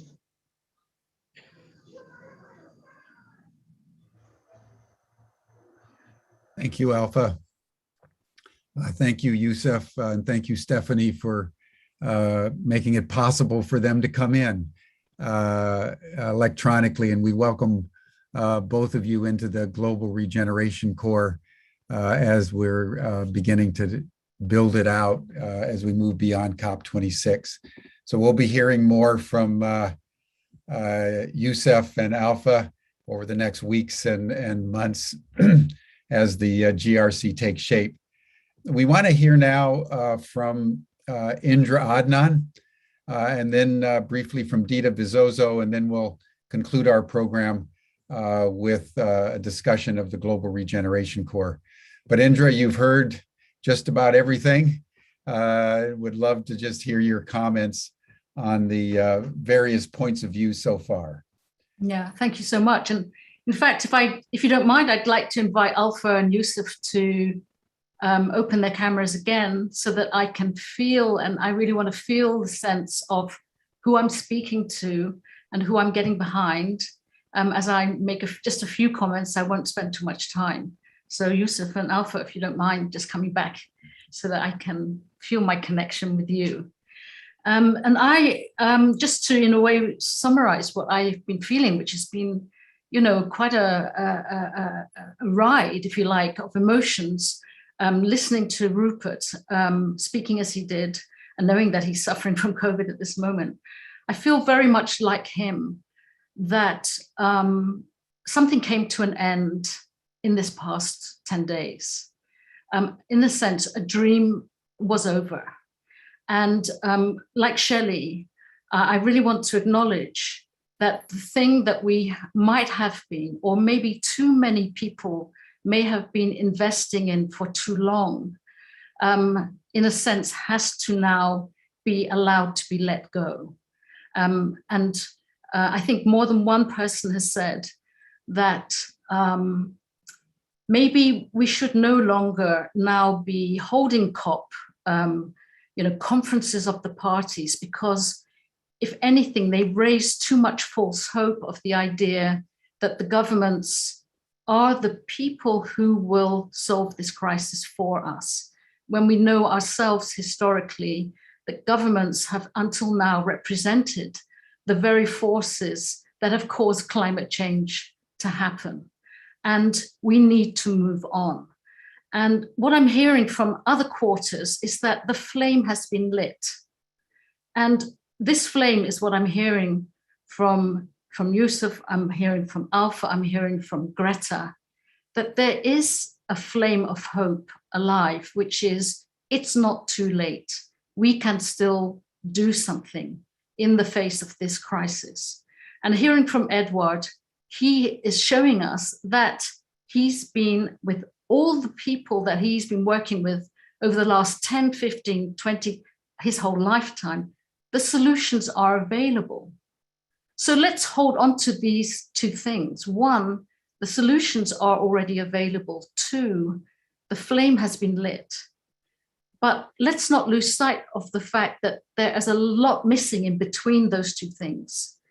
What is missing is the ability for the people to organize themselves well enough to be able to be connected to the solutions. At the moment, as it stands, there are hundreds of thousands, maybe millions of good projects that are starting up all over the world, but they find it hard to be integrated. They find it hard to move into a coherent system, a real alternative, if you like, to the old system that is still actively destroying our planet. And this is what I really want to draw attention to, the necessity to build what we've described here in Humanity Rising more than once, the parallel polis, almost like another future is possible, let's build it, the very thing that Buckminster Fuller told us was possible. What I want to draw attention to in the few minutes here is that this is not a new thing. This is not something that has to be started from scratch. Most of us have spent a lifetime slowly wishing this into existence or hoping that something like this could arise, not initially in response to climate crisis, but maybe in response to other global crises that people have been living through for all of their lifetimes, whether it is the crisis of inequality or the crisis of global health, or you name it. We have been in a crisis for most of the 20th century that has required the organizing of people to challenge it, and that hasn't been possible. Yet for the last 30 years, I've been calling it a revolution. We've been in a revolution for over 30 years because of the internet and the ability for us to share tools, practice, and practical ways of enhancing solutions. This has been slowly building. And what is possible now for us, and only just beginning to be possible, is for the people, and I'm thinking now as broadly as possible with that term, the people everywhere to be moving into self-organized citizens' action networks of all kinds to bring people together in the place where they live to get access to the solutions that are possible. This is what we would describe as fractals forming, which have a possibility of fractal scaling. This moving of people together to be connected with solutions is something that is now taking shape, and I would say has been taking shape for the last 15 years. What it needs to really accelerate it is a shift in the global narrative, and that requires a shift and a new media system to be built, and therefore a shift in the ability for the people's voices to be heard. Now, I'm not saying or suggesting that in a parallel polis, this new system that Bucky Fuller described and anticipated is trying to take over the old one. We don't even have time for that. What we do have time for is to build this parallel system, give voice to the people, and have this growing voice influence and change the governments and the businesses that are currently still in charge. Why would that work? Because governments always look for votes and business continues to look for customers. But if there's nowhere for the people's voices to be heard, they won't change. So I just want to give it back to Yusuf and to Alpha that all of our efforts to build the new media, to build the CANs, the movement of citizen action networks everywhere, to connect us to the global, to the essential solutions that Ed and others have been describing. All of this work will be to get behind what you are doing, to give you the ballast, to give you the context in which you can succeed. And I hope that you can feel and sense how many people are behind the efforts that you can make as we gather here today. Thank you, Jim. Thank you so much, Indra. I think that's a powerful image that you've brought in, that a certain dream has died with COP26. And at the same time, a certain flame has been lit. And the challenge is really, how do you connect people with solutions and then network those people and solutions in a global network? I mean, that's really the challenge of our time. And I think you've stated it as concisely as anyone I've heard lately. So thank you for that. Thank you very much. And I think this is the perfect place to segue to the Global Regeneration Corps. Because what the Global Regeneration Corps is seeking to do is exactly what Indra just called for. And so I'd like to now turn it over to Leslie Southwick Trask, the Chief Development Officer at Ubiquity and the coordinator of the GRC, and Hugo from 7 Vortex, who's been building our hive. We want to do this in the spirit of biomimicry, and what's more biomimic than a hive. So Leslie, tell us about the GRC and next steps, and Hugo, look forward to your images. Thanks, Jim. Well, I just want to say thank you from the traditional lands of the Nitsapi, the Blackfoot Confederacy, where I'm coming from today. And while I'm a global citizen, I honor the place and space from which I speak from. You know, I just want to say this is the Global Regeneration Corps. What happened over the last 12 days is the GRC. Everyone who spoke today is a first responder of the GRC. It's not something amorphous that sits outside of us. This is what the Global Regeneration Corps is. It's an intergenerational movement where we have voice and action to make a difference in this world. And what we've been doing with the hive, and I'm going to turn it over in a moment to Hugo to share how we're making the invisible visible. I want to say that we deeply honor that as much of the scaffolding that we're talking about the outer world is what is going on in the inner. And in the Girl-Driven Solutions, our Women's Summit, what we've learned is that you cannot change the SDGs unless you do the inner development work. And that is what this also is with the Global Regeneration Corps. We believe that the state of being is fundamental to us making the changes that we're looking in this world.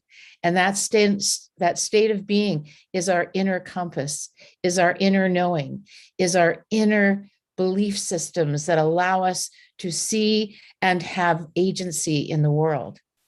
So in the GRC, we believe in equipping and empowering ourselves to take a type of action that is resonant in this changing landscape. And so for that reason, we concentrate as much on the inner development of our, what we call the rainbow warrior within us that's ready and resilient and imaginary in this world. We lost a very important Indigenous leader yesterday, Lee Miracle, who has always said that community is in the imagination, that citizenship is in the imagination, that we are in our imagination who we are in this world. And so the Global Regeneration Corps, in shaping pods, in bringing people together in place and space, and enabling them to give voice to the regenerative action that they are passionate about, and then equipping them with whatever educational mentorship and support that they require to take that action. That's what the GRC does. So when you identify as being wanting to join a pod or mentor a pod or lead a pod or start one, this is the action that we're looking for. A pod is 5 to 8 people who are together in shared purpose.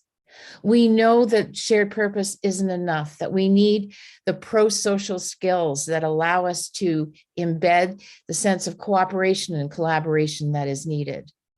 Because really good groups have high diversity. Really great pods have conflict in the sense of they're different among their members so that they can build and create innovation. And so we need the pro-social skills that allow us to navigate through that collaborative process.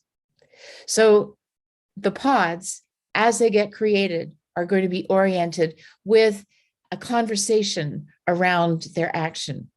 We believe strongly that that state of being is where the learning process really takes flight. And so we're going to be offering inside those pods our soft skills, our SDG nuggets, which are all about how do we initiate change from the inside out and then the outside in. We believe in equipping ourselves so that we're ready for the kind of work, and that ready means by today, not ready in 6 months, by today. What that means, though, is that we are calling, as the Regeneration Corps is, it's a call to action. We're calling for you to come in through, if you have not yet, the GRC website, globalregenerationcorps.com, to say that you want to join and come into a pod, and we will help whatever way we can in helping you identify who to play with, who to regenerate with, and then support you in the community building that will enable you to take the kind of action that you're passionate about. So it is about being in community. It is about also being in physical space where this action can take place. And it is about learning. And let's be very clear that the mentorship is not about a boomer generation mentoring the youth. We just got mentored today from Yusuf and Alpha. Mentorship is a shared process. We all have much to learn from each other. And so as we equip ourselves, it's being in community with those that can teach us and can hear us at the same time. That's what we're doing in terms of the pods.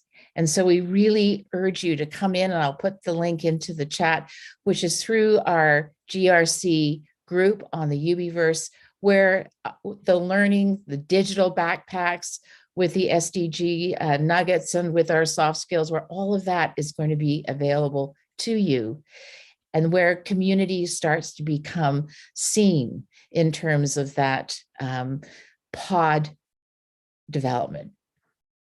That's what we're doing in terms of the pods. And this is the Global Regeneration Corps, this whole broadcast. But tracking along with us has been Hugo. And Hugo has been absolutely an amazing partner because he lives with imagination. He imbues imagination. He inspires me every time I see his face and have the wonderful opportunity of being inside his hive mind that he has brought to the world for the GRC. So Hugo, over to you. Thank you, Leslie, and thank you for holding this space with me and with everyone else. I think this is a very important moment in our humanity. And Rick, could you please start the video, if you are so kind?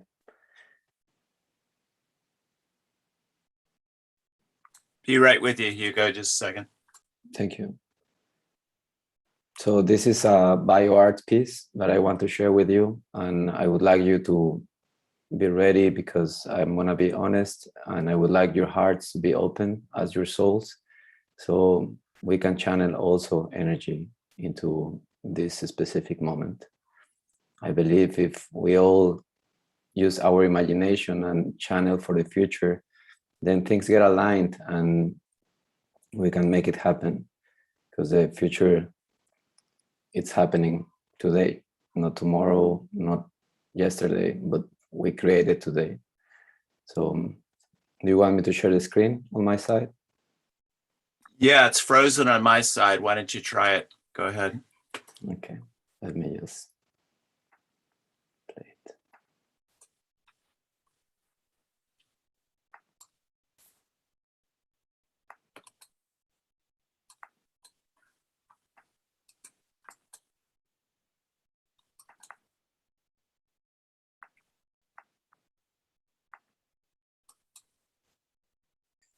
So my name is Hugo Araujo, and I am here. I'm a human, so I represent the human species, and I'm alive.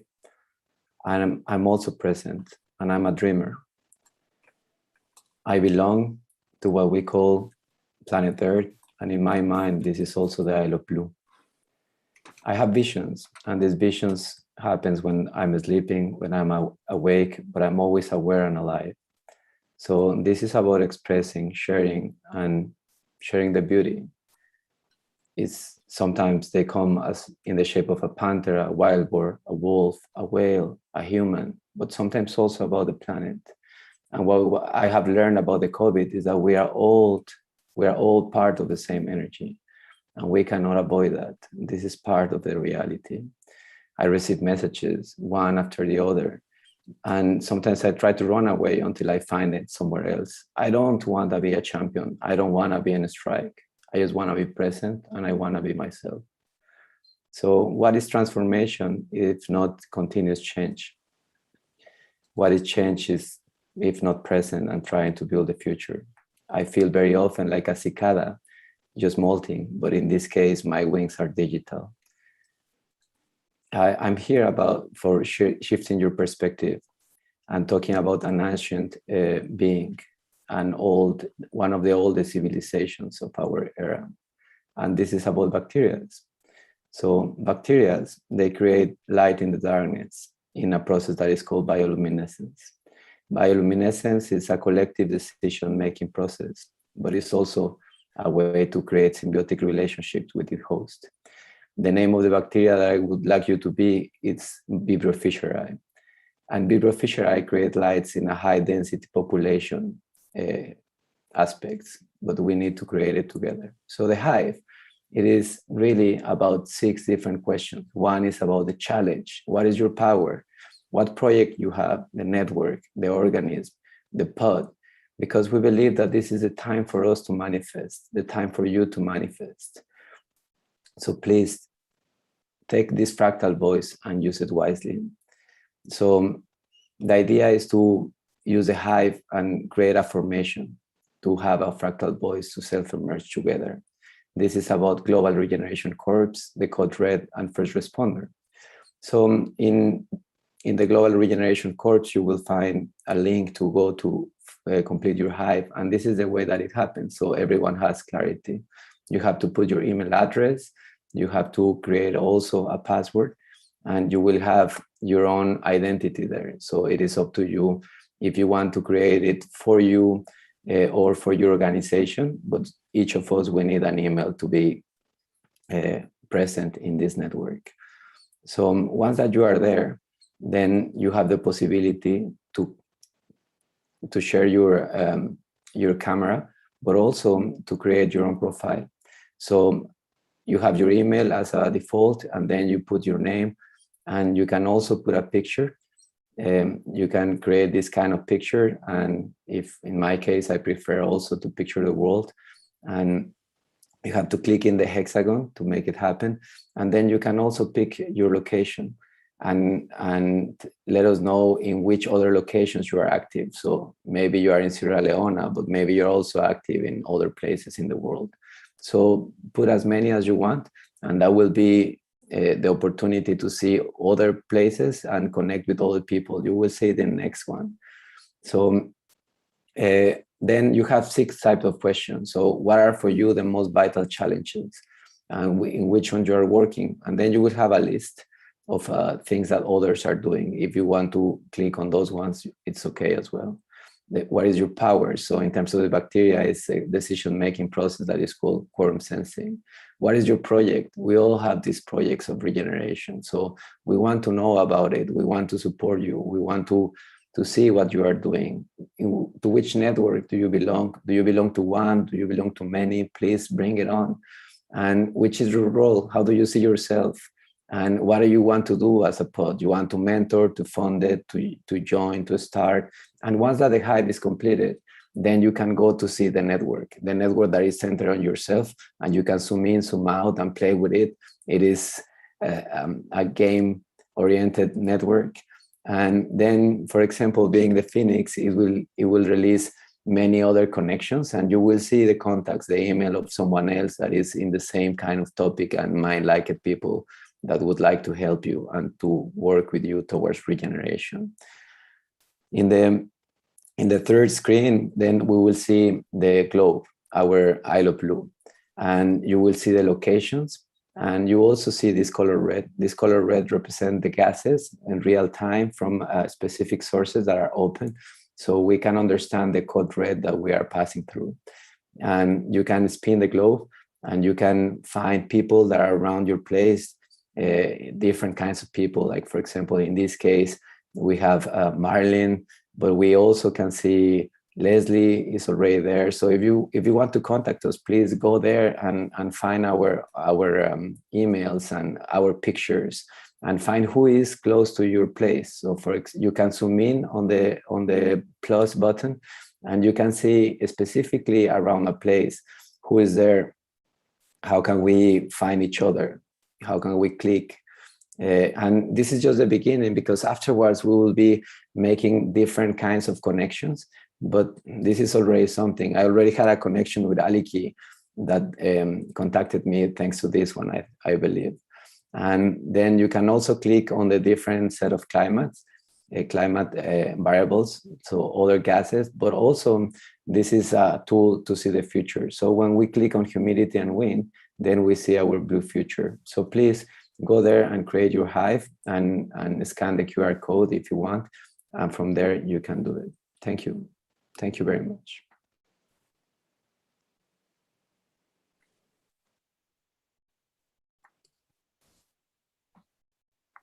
Thanks so much, Hugo.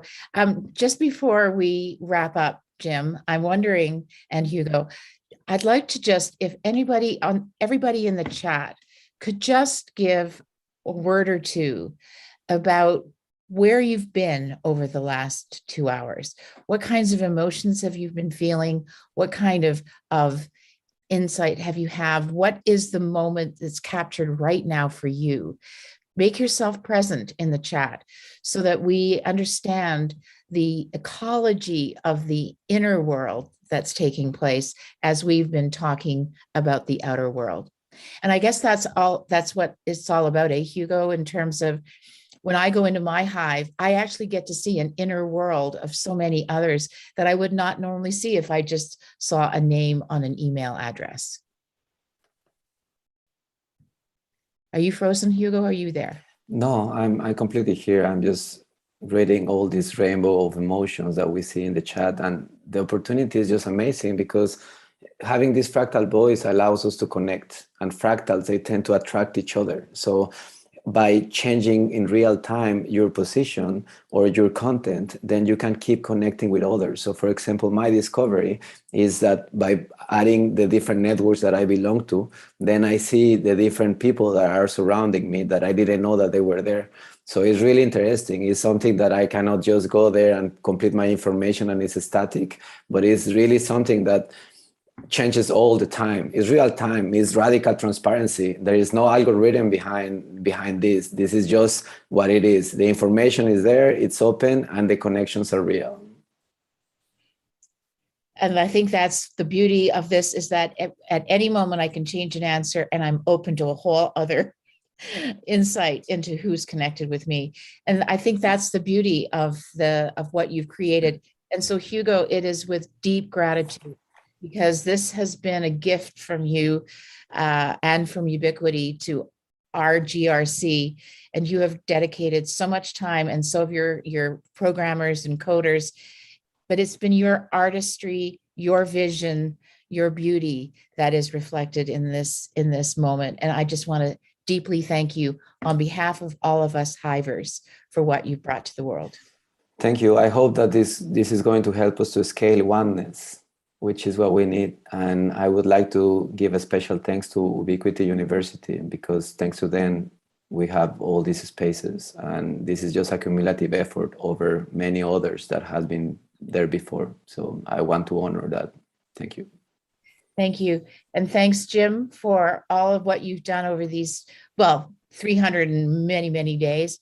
But for the last 12 days, I take a deep bow to you on behalf of all of us for how you've held the space for us to come in and really become the global regeneration core. You've birthed this with us. You've created the shape for it.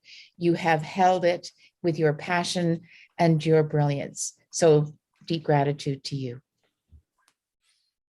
Thank you, Leslie. Thank you, Hugo. And I want to acknowledge everybody else. This has been a collective effort to bring the Global Regeneration Core into being.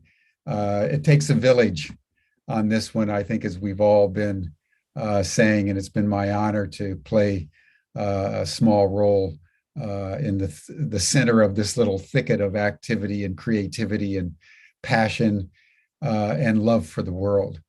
I know we're a little bit over time, but I just want to have a final word to the conveners that are still with us. And I'm just going to call your name, and if you can just take 30, 60 seconds just to give a final comment. And then we're going to end with Dita Vizoso, who's been there at the COP for a final word from her as well. Shelley, why don't we start with you, kind of in the order with which we appeared. Having gone through the last 2 hours, what's your takeaway? I'm just so grateful for people and their enthusiasm and their good thoughts. And, you know, we can set up a hive, a worldwide hive. And that to me feels good because we're going to need to help each other. And so let's get to it. Thank you, Shelley. Ed. Hey, Jim, why don't we have everybody come on? It'll go faster. Yeah, if everybody could turn on their videos. Ed, what's your takeaway from the COP this session? What's in your mind and heart? I'm not talking about the COP anymore. That's in the past, and we need to forget about it. That's gone. That's gone. We're close. We're getting close to the chasm. We're getting close to turning this into mainstream. We're that far away. It's just a little push. And I think Uwe just gave us a little push. So let's do it. Let's do it indeed. Thank you, Ed. Tom. Yeah, I would say that, like COVID, and in no way to minimize the millions of people who lost their lives in the destruction, there are gifts to be harvested. And with COP26, there are gifts to be harvested. And one of the gifts that COP26 has given us is the realization that there is no they. And we have to stop looking at the they to solve this. And there's a realization that there's each of us in our individual actions. And that's a wonderful gift to have harvested from COP26. And I think we should be grateful for that and move on with the individual and collective actions that are happening. Brilliant. Thank you. There's no longer any they. It's only we. That's a very powerful statement. So thank you so much, Tom. Marilyn. Yeah, so I'll follow that one up with that. The new Buddha is a Sangha. We are the ones. And I think the People's Declaration reveals that there is a huge power in the superorganism that we're emerging as. That's what I see. Thank you, Jim, for creating the possibilities for us to notice this. Thank you. And thank you, Marilyn, for bringing in the notion of cities as regeneration hubs for Gaia. What a powerful image and the basis of a whole new story. So thank you. It will come. Stephanie. Climate change and consciousness was born out of a vision that was delivered to me somatically. I have an internal somatic compass that has guided me straight to Humanity Rising as the continuation of the mission of climate change and consciousness. And I bow to you, Jim, for erecting a platform for collaborative unity. That is Humanity Rising. And I feel it is a fulfillment of the original vision, the action arm of climate change and consciousness. I am honored and grateful to be part of Humanity Rising. Thank you, Stephanie, and thank you for everything that you've done to bring in Alpha and Yusuf. I don't see Yusuf, but Alpha, any final comment from you? Wow. I also want to say thanks to Stephanie and to all of you that organized this particular meeting. We are grateful of being part of this engagement, and we are hoping shared engagement will continue. As youth in Sierra Leone, we promise to do our best to see that climate change will be not a problem also in Sierra Leone. Thank you so much. Thank you, Alpha. All the best. Welcome. Indra.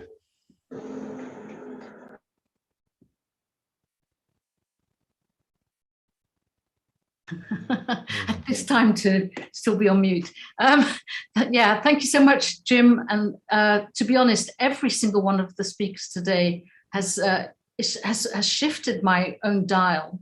And I'm going to remember this moment as an incredible starting point for something we've been waiting for 30, 50, however many decades you've been in this. This is what we've been waiting for, this moment of possibility.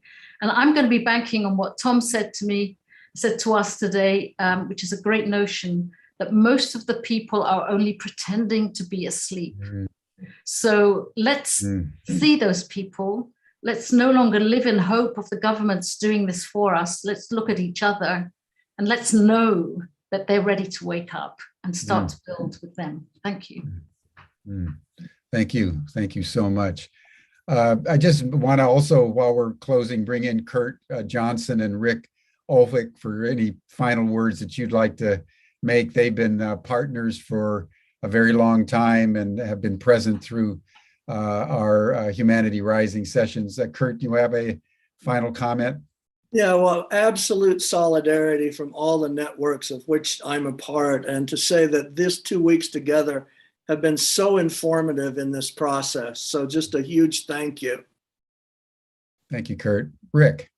Yes, and the same from me. I just want to thank you, Jim, and I just want to let you know that we the world are standing with you for the Global Regeneration Corps, and we appreciate this work. So we have our 11 campaigns for change. So let's get them all involved with the Global Regeneration Corps. I think that would be great.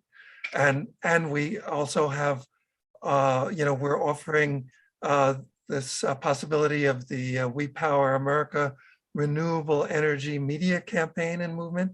So that could be a way to break through to mainstream media about the Global Regeneration Corps and get theoretically even millions of people involved. So just want to let you know about that. So we are with you, and thank you again. And people can go to we.net or about the We Power America campaign, we.net/WPA. And just to echo what someone started talking about before, as Jonathan Granoff said, when we launched the We campaign back in 2009, he said, I hope that we expand so much that there is no longer any they or them. Beautifully put. Beautifully put. Thank you so much, Rick. Before turning to Leslie and Hugo, Carlos Paz, if you're there, I'd love to have you say a word. Carlos has been so active in the Masters in Regenerative Action and the Global Regeneration Corps, and it's Carlos that enabled all the live streaming into the Spanish language. So Carlos, any final word? Oh, can't hear you.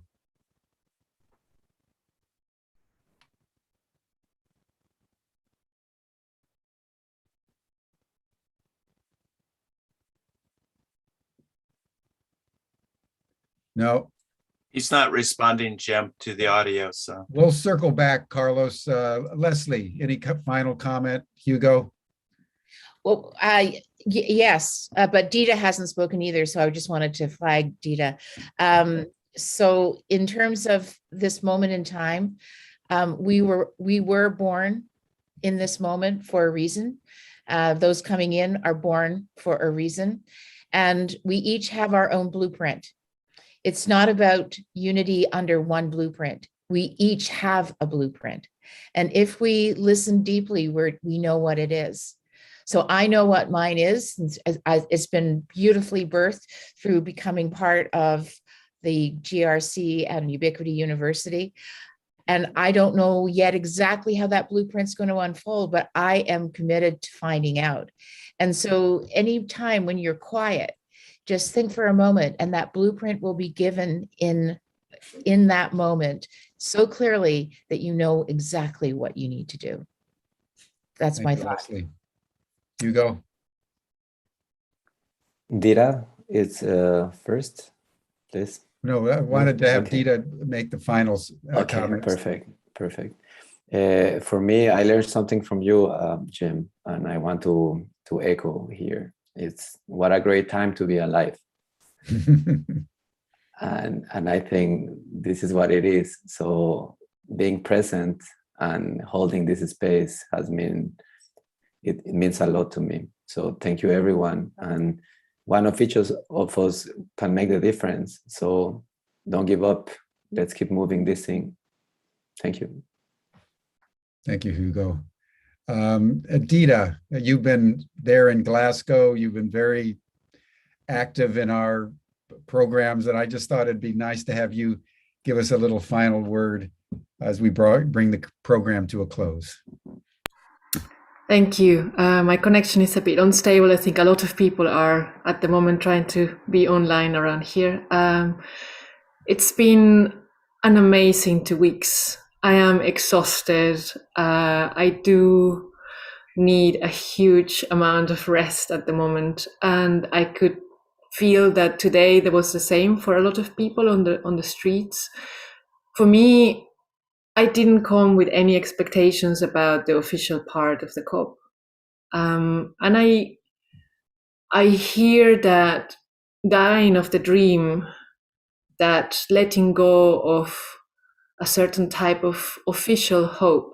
And the way I see it is as making space. I want to let go of that so I have space in myself, in my agency, in our agency to do this, to have this regeneration, the regenerative networks, this mycelia of communication. And that has been for me these last 2 weeks is a huge networking event. 3 huge networking events. The official one, inside, who knows what's happening in reality. The activists, they have been networking like crazy. It's just amazing the amount of connections that have been coming out of those streets, people who suddenly realize, oh, we live close to each other and we're going to start having a garden. And I have a machine that you need and I'm going to share it with you. I heard that all the time happening everywhere. This has been an enormous fair of coming together and finding practical daily answers to our problems. And the third and somewhat surprising networking is the police. There's been a huge amount of police that has been brought from everywhere in the UK. And I've spoken to a number of them, and there is a change. I have felt a change in the way they see each other and the way they see how they want to interact with community. And I think that comes from that mycelial spread of people bringing love, people bringing consciousness, people bringing the need to change individually and collectively. So for me, one of the big absentees in this COP was that officially it was really present in the streets. Love was everywhere. And I want to finish. I could speak for hours about this experience, but for the sake of time, I just want to finish with something that Carl Jung wrote many years ago in The Undiscovered Self. Where love stops, power begins, and violence and terror. Where love stops, power begins, and violence and terror. And these are now my words. Love is for free. And we, each of us, everywhere in the world, have an enormous, endless supply. So that's what I'm taking from the COP. I'm taking love and giving love. Thank you, Jim, for this amazing opportunity. I can feel the love you put into this project and into everyone. And thanks all the panelists, all the people who have spoken in these 2 weeks. It's been such a beautiful experience. I feel expanded and upgraded in so many ways.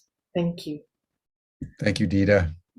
And thank you all. I think Dita provided a beautiful final word. I had a feeling you would, Dita, as you've been so eloquent every day. And I just want to acknowledge that. And I think my final comment as we close is I think what has come through this session is very profound, that something died at COP26. And I think what died is the they. And what is now the only choice for humanity that's left for us is the we. And the torch has now been passed. And how we internalize who we are, what priorities we now set for ourselves, how we now manifest the love of the we, even to those of the we that we still want to call the they,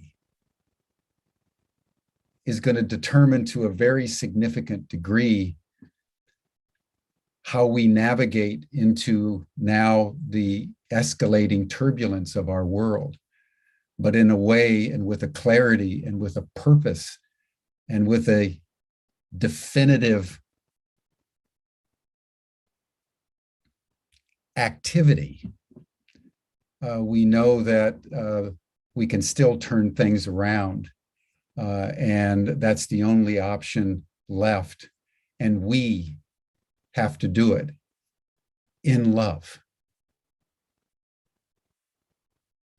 I think that's the bottom line at the end of COP26. We have to do it in love. Thank you, everyone. We will see you again on Monday for more of Humanity Rising as we move beyond the COP to other equally important matters. But I want to thank everybody from the bottom of my heart for an unbelievable 12 days. This has been totally transformational for me personally, I think for Humanity Rising, and is the perfect launch for the Global Regeneration Corps. Thank you, everyone. Bye for now.